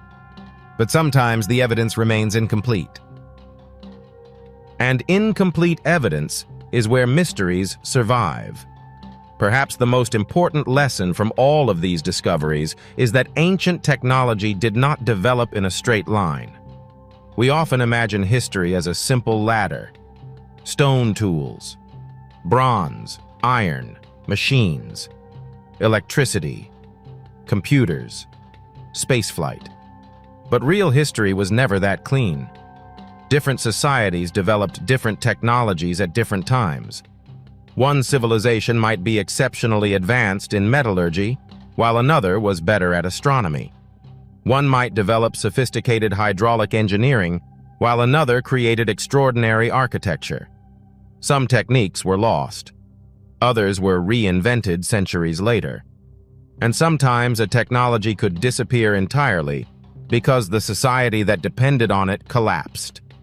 Imagine a skilled craftsman dying without teaching anyone his technique. Imagine a workshop being destroyed by war. Imagine a city being abandoned. Imagine its language disappearing. The knowledge could vanish with it. Thousands of years later, archaeologists might find the finished object, but not understand exactly how it was made. That may explain some of the most fascinating mysteries we encounter.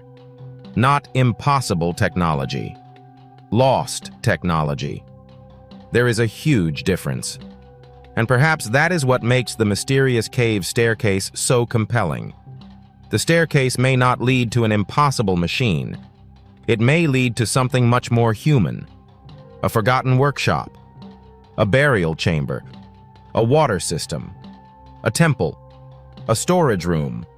Or the remains of a community whose story has never been properly told.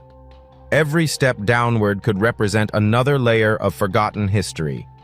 The deeper the staircase goes, the older the silence becomes. And underground environments have another advantage. They preserve. Above ground, thousands of years of rain, sunlight, wind, earthquakes, construction, farming, and human activity can destroy archaeological evidence. But beneath the earth, an abandoned chamber can remain sealed for centuries, sometimes millennia. That means a hidden room could contain objects that would never survive on the surface.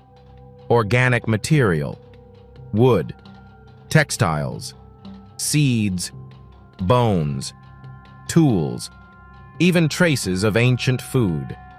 A single sealed chamber can completely change our understanding of a site. This is why archaeologists are so careful when approaching unexplored underground spaces. The goal is not simply to open the door. It is to understand what lies around it. Every layer matters. Every fragment matters. Even the dirt matters. Because the position of an object can tell researchers how it was used, when it was deposited, and what happened afterward. Remove everything too quickly, and the story can disappear forever. That is the paradox of archaeology. We search for the past by digging it up. But digging can also destroy the evidence we are trying to understand. So perhaps the greatest mystery is not what ancient people knew. It is how much of what they knew has disappeared. Somewhere beneath an ancient landscape, there could be another staircase, another sealed chamber, another forgotten technique, another object that seems impossible until someone finally discovers the missing piece of the puzzle. And that is why these discoveries continue to matter. The iron pillar does not prove that ancient India possessed modern metallurgy.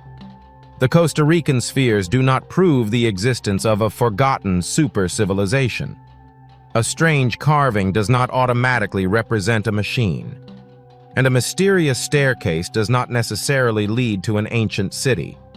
But each one tells us something valuable. Our ancestors were capable of far more complexity than the simplistic image of primitive humans suggests. They experimented, they engineered, they traveled, they built, they made mistakes, they solved problems, they created things whose purpose we still debate thousands of years later. And perhaps the most fascinating part is that we are still discovering them. The Earth has not finished revealing its secrets. Every excavation opens another question. Every answer creates another mystery. And somewhere in the darkness, beyond a staircase disappearing beneath the stone, there may still be a chamber waiting to be opened. Maybe it contains nothing. Maybe it contains something we already understand. Or maybe it contains an object that forces us to rewrite a small piece of the human story. Until that day comes, the staircase remains exactly what it has always been, a path into the unknown. And sometimes, the most frightening thing about a staircase is not knowing where it ends. It is knowing that someone, thousands of years ago, deliberately built it to go there. There is a strange moment in archaeology when an object stops being simply an artifact and becomes a question. You can hold a piece of metal in your hand and ask who made it. You can examine a stone sphere and ask how it was shaped. You can stand beneath an ancient pillar and wonder how it survived for centuries. But sometimes the object raises a much bigger question. What if the history we have reconstructed is missing something? Not necessarily an entire lost civilization, not necessarily an impossible technology, but a technique, an experiment, an idea, or a chapter of human development that disappeared before anyone could record it. That possibility becomes especially powerful when we look at ancient objects that seem strangely advanced for their age. One of the most famous examples comes from India. The Iron Pillar of Delhi has stood for more than 1,000 years, exposed to heat, humidity, rain, and pollution. Yet instead of collapsing into a mass of rust, its surface developed an unusual protective layer that greatly slowed corrosion. For a long time, the pillar was treated almost like a technological impossibility. But modern research tells a more complicated story. The ancient smiths did not create modern stainless steel. They were not using electricity, industrial furnaces, or modern chemical analysis. Instead, they were working with iron in ways that produced a particular chemical environment on its surface. Its phosphorus-rich composition, forging process, and exposure to the atmosphere contributed to the formation of a protective film. The mystery becomes less supernatural, but the achievement becomes more impressive. Because the people who made the pillar did not need to understand modern chemistry to manipulate chemistry. They only needed experience. Imagine generations of metalworkers experimenting with different ores. One batch produces brittle metal. Another produces stronger iron. Another behaves differently after heating. Another survives longer in the open air. Over decades and centuries, those observations become knowledge. And knowledge does not always leave written records. Sometimes it survives only through objects. This is one of the greatest problems archaeologists face. The artifact survives. The instructions disappear. And without the instructions, we are forced to reverse engineer the past. The same problem appears with ancient stonework. Across the world, we find objects that are astonishingly precise. The stone spheres of Costa Rica are a perfect example. Some were shaped with such remarkable symmetry that they almost look manufactured by modern machinery. Yet they were produced by ancient societies using comparatively simple tools. The spheres were made from hard stones, including granodiorite and other volcanic rocks.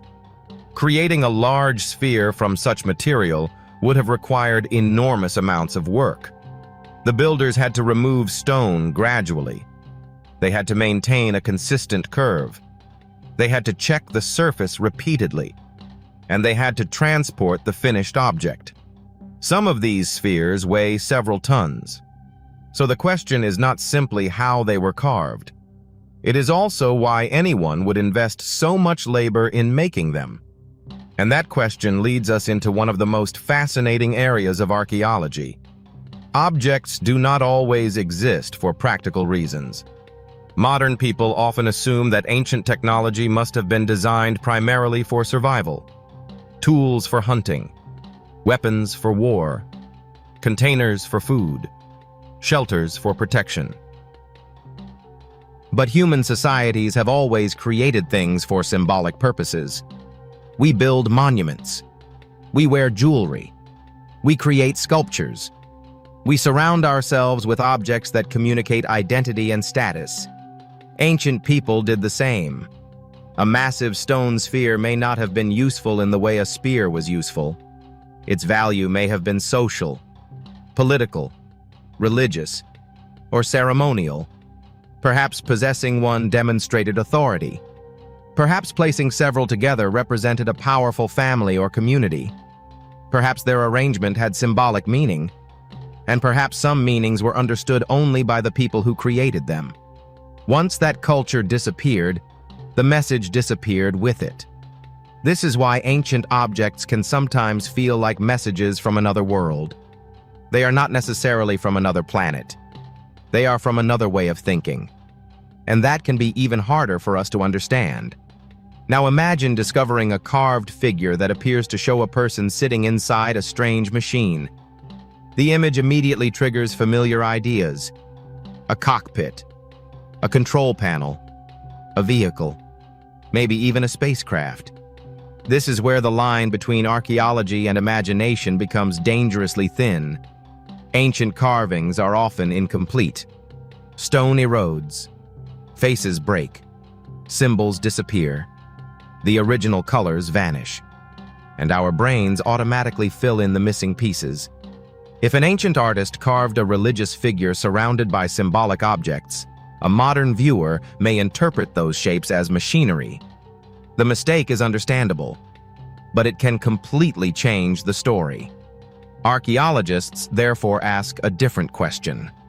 What did this image mean to the people who created it? That question is much harder. It requires understanding mythology, religion, art, architecture, language, and cultural traditions. And sometimes, the answer remains uncertain. But uncertainty does not mean failure. In science, admitting that we do not know is often the beginning of discovery. The same applies to archaeology. A mystery is not an invitation to invent an answer. It is an invitation to investigate. And technology is giving researchers tools that ancient explorers could never have imagined. Satellite imagery can reveal structures hidden beneath vegetation. Ground-penetrating radar can detect buried walls. Laser scanning can map landscapes beneath forests. Chemical analysis can identify where stone came from. CT scanning can reveal the contents of sealed objects without destroying them.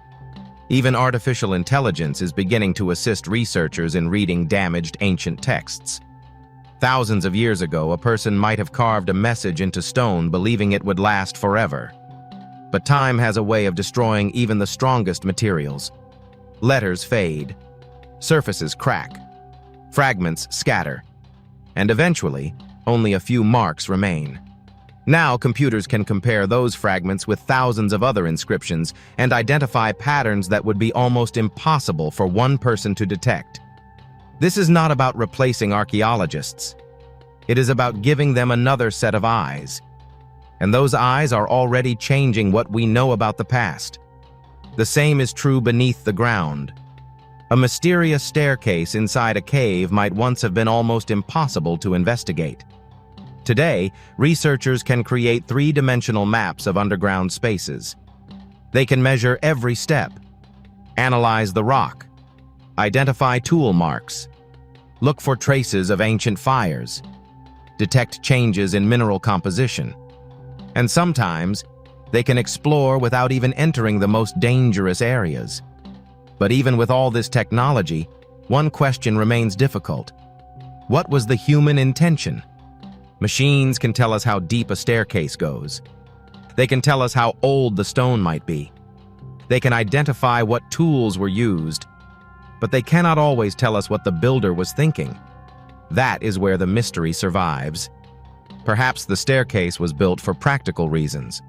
Perhaps it was connected to a forgotten water system. Ancient civilizations were masters of water management.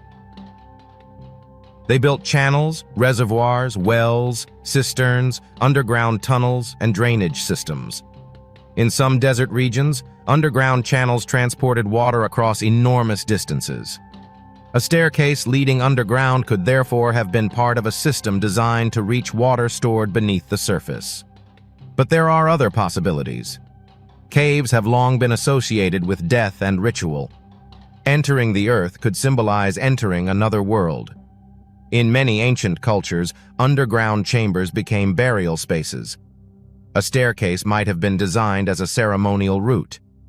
The living descended. The dead remained below. And the boundary between the two worlds became a physical passage. That symbolism appears in different forms across civilizations. But what if the staircase leads to something much more ordinary? A quarry, an abandoned workshop, a storage chamber, a place where ancient workers extracted stone.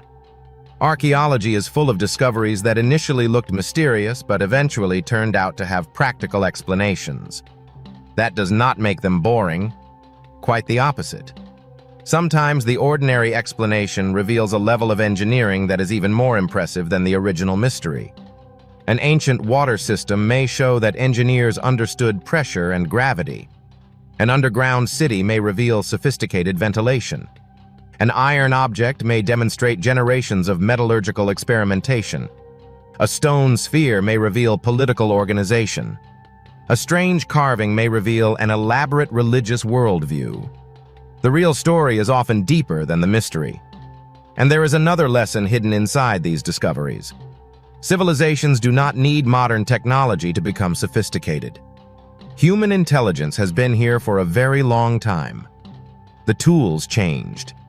The materials changed. The scale changed. But the fundamental human ability to observe a problem and invent a solution has always existed. An ancient builder looking at a massive stone was asking the same basic question a modern engineer asks. How do I move this?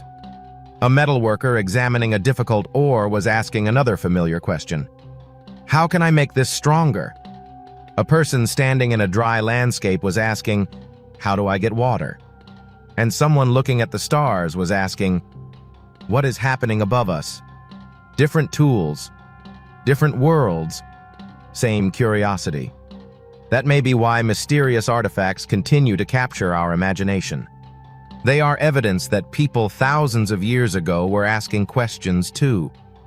And perhaps some of their answers are still hidden. The staircase inside the cave may be one of those answers. Maybe it leads to a chamber. Maybe it ends at a sealed doorway. Maybe it was abandoned. But whatever lies beyond it, the existence of the staircase already tells us something. Someone believed there was a reason to go down. Someone invested time and effort to carve a path into darkness. Someone expected the future to inherit what they built. And now, thousands of years later, we are the future they could never have imagined. Standing at the entrance, looking into the darkness, trying to understand a world that disappeared long before our own began. And perhaps that is the real mystery behind these artifacts. Not that they should not exist, but that they remind us how little of the ancient world has actually survived. The past is not a complete story. It is a collection of fragments. A pillar, a sphere, a piece of metal, a carved figure, a buried staircase.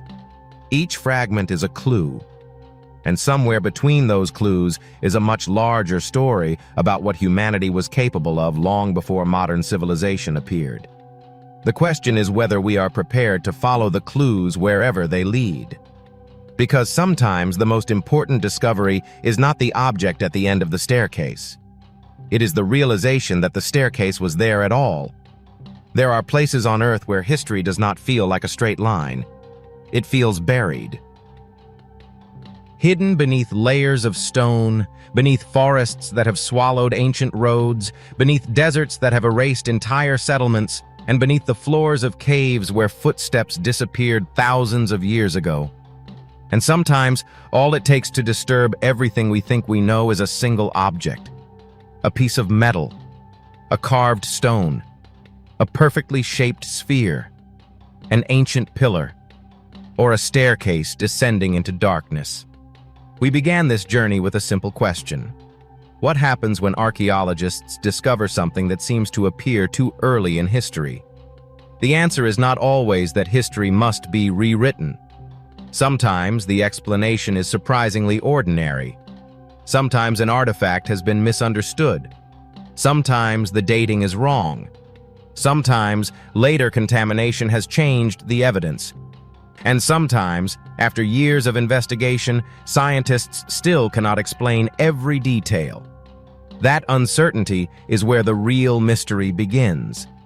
Because the ancient world was not a place where everyone lived with primitive tools and simple ideas. Human beings have always been problem solvers. We looked at stone and learned how to shape it. We looked at fire and learned how to control it. We found metal inside the earth and learned how to extract it. We watched rivers and learned how to redirect water. We studied the sky and created calendars. We built monuments that could survive thousands of years. And we carved paths into mountains. Sometimes those achievements are so impressive that modern people instinctively search for an extraordinary explanation. But perhaps we should start with something more fascinating. Human intelligence. Think about the iron pillar of Delhi. For more than 1,000 years, it has stood exposed to the elements. Its resistance to corrosion once seemed almost impossible. But scientific research has shown that the answer lies within the material itself. The composition of the iron, the phosphorus, the forging process, the environment. Together, they created conditions that encouraged the formation of a protective layer. There was no need for modern stainless steel, no electricity, no secret laboratory. The ancient metalworkers simply understood their materials through experience. And that lesson is powerful, because knowledge does not always require modern terminology. A person can understand that something works without understanding the microscopic chemistry behind it. An ancient craftsman did not need to know what an atom was to discover that one type of metal behaved differently from another. He only needed to observe, try, fail, try again, and remember what worked. That is how technology begins. Not with machines, with curiosity. The same idea applies to the stone spheres of Costa Rica. Their remarkable symmetry can look almost unnatural. But the people who created them were not necessarily trying to demonstrate impossible engineering. They may have been creating symbols of power, status, identity, or belief. Perhaps the spheres marked important places. Perhaps they were arranged according to rules we no longer understand. Perhaps they served several purposes. And maybe the reason we struggle to interpret them is simple. The people who gave them meaning are gone. Their language changed. Their political systems disappeared. Their traditions faded. Their stories were never written down. And what remains is stone. Silent stone. The same problem appears when we encounter ancient carvings that seem to show machines. To modern eyes, a strange seated figure can look like a pilot. A curved object can look like a cockpit. A symbolic structure can resemble mechanical equipment. But the human brain is extremely good at finding familiar shapes in unfamiliar patterns. We see faces in clouds. We see animals in rocks. And we see technology in ancient art because technology dominates our own world. That does not mean every strange carving is meaningless. It means we have to be careful. The correct question is not, what does this look like to us? The correct question is, what did it mean to the people who made it? And sometimes that question has no complete answer. But uncertainty is not something archaeology should fear. It is something archaeology should preserve. Because the moment we force an answer onto incomplete evidence, we stop investigating and start inventing. And that is where many ancient mysteries become distorted. A strange object becomes proof of aliens. An unusual metal becomes evidence of a lost super-civilization. A carving becomes a machine. A staircase becomes an entrance to an impossible underground kingdom. But the real story is often more subtle, and sometimes much more impressive.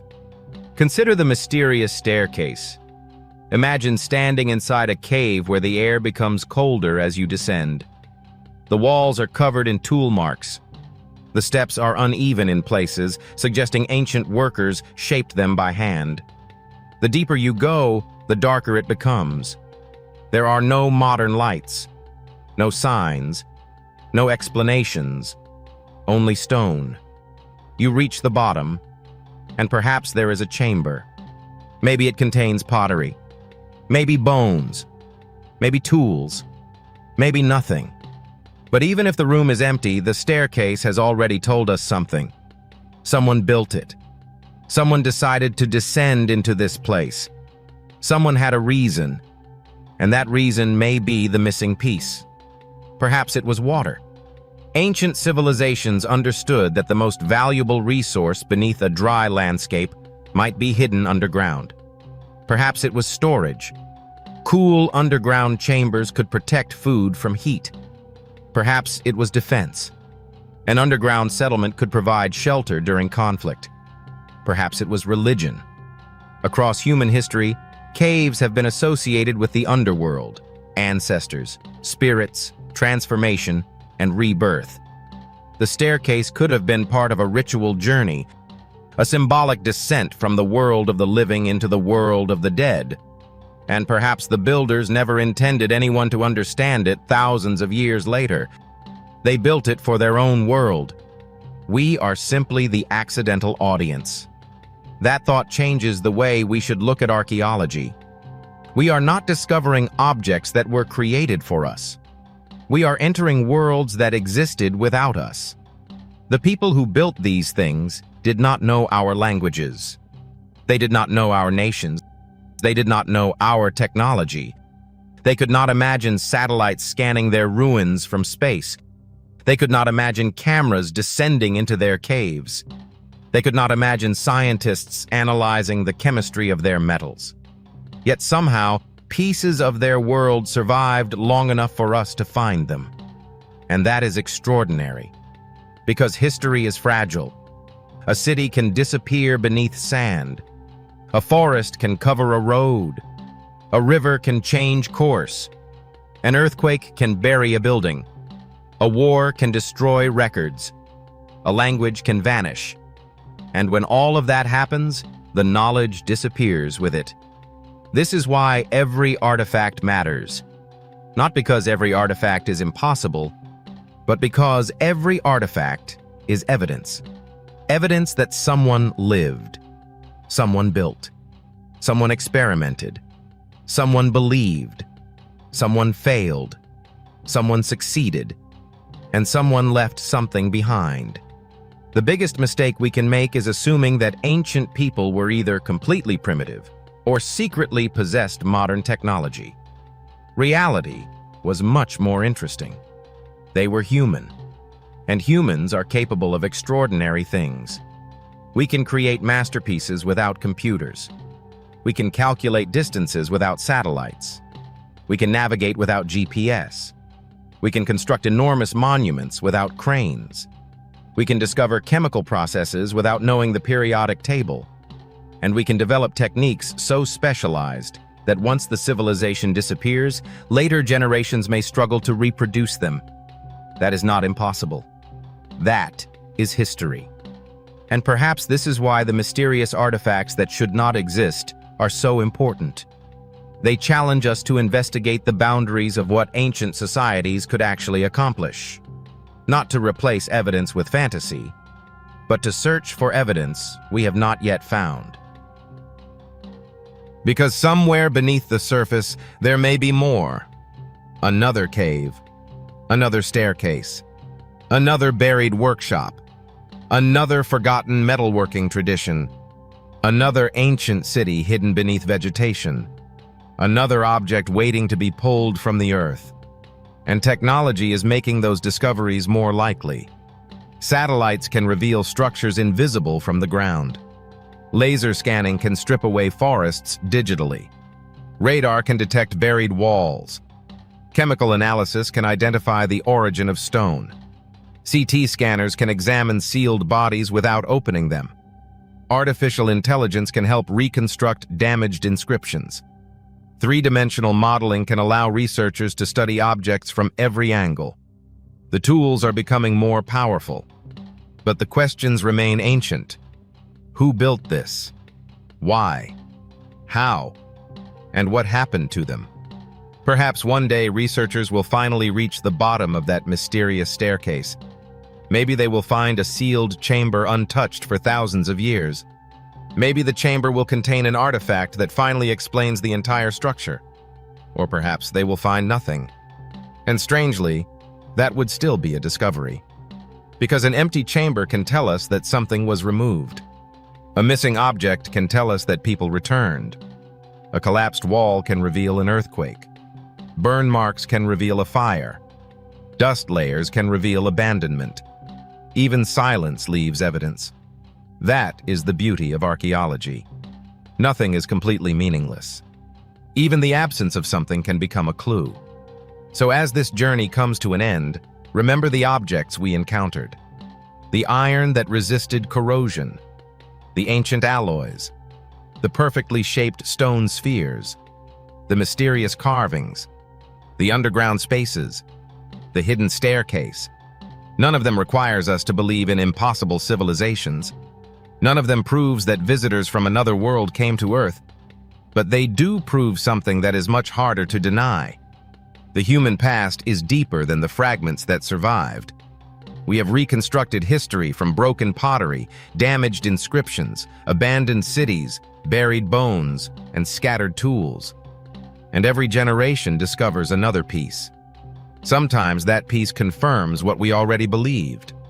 Sometimes it forces us to change our minds. And occasionally, it opens a question that may remain unanswered for decades. That is where the mystery lives. Not in the claim that everything is unexplained, but in the realization that some things genuinely are. And perhaps the greatest archaeological mystery is not what ancient people knew. It is how much they knew that we have forgotten. Imagine everything that disappeared. Techniques passed from teacher to apprentice. Recipes for metal. Methods of stone cutting. Navigation knowledge. Medical practices. Astronomical observations. Construction techniques. Languages. Songs. Stories. Entire libraries may have burned. Entire workshops may have collapsed. Entire civilizations may have vanished. And yet a few objects survived. A pillar, a sphere, a staircase, fragments of a world that once felt permanent. Now they sit in museums, beneath protective glass, or remain exposed to the elements, silently waiting. We look at them and ask questions. They cannot answer. So we investigate. We test. We excavate. We compare. We challenge our assumptions. And sometimes, after years of work, we discover that the mystery was not impossible at all. It was simply misunderstood. But sometimes the evidence still refuses to give us a final answer. And those are the mysteries worth keeping. Because the moment we pretend to know everything, curiosity dies. The ancient world does not need exaggerated stories to be fascinating. Reality is already strange enough. A civilization can disappear. A city can be buried. A technique can be forgotten. A staircase can vanish beneath the earth. And thousands of years later, someone can find it again. Maybe that is the real message hidden inside these artifacts. The past is not dead. It is waiting. Waiting beneath the ground. Waiting inside the stone. waiting in the chemistry of ancient metal, waiting in the shape of a forgotten object, waiting at the bottom of a staircase. And somewhere, perhaps only a few meters beneath our feet, there may be another discovery that changes the question entirely. So the next time you see an ancient artifact that seems impossible, do not immediately ask whether it proves something extraordinary. Ask something more powerful. What evidence are we missing? Who made it? What problem were they trying to solve? What knowledge did they possess? And what knowledge disappeared when their world disappeared? Because every mystery begins with a question. Every discovery begins with curiosity. And every civilization eventually leaves something behind. Sometimes it is a monument. Sometimes it is a city.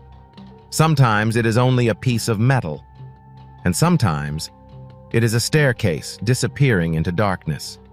We may not know where it leads. Not yet. But as long as someone is willing to take the next step, the story is not over. And like and subscribe the channel.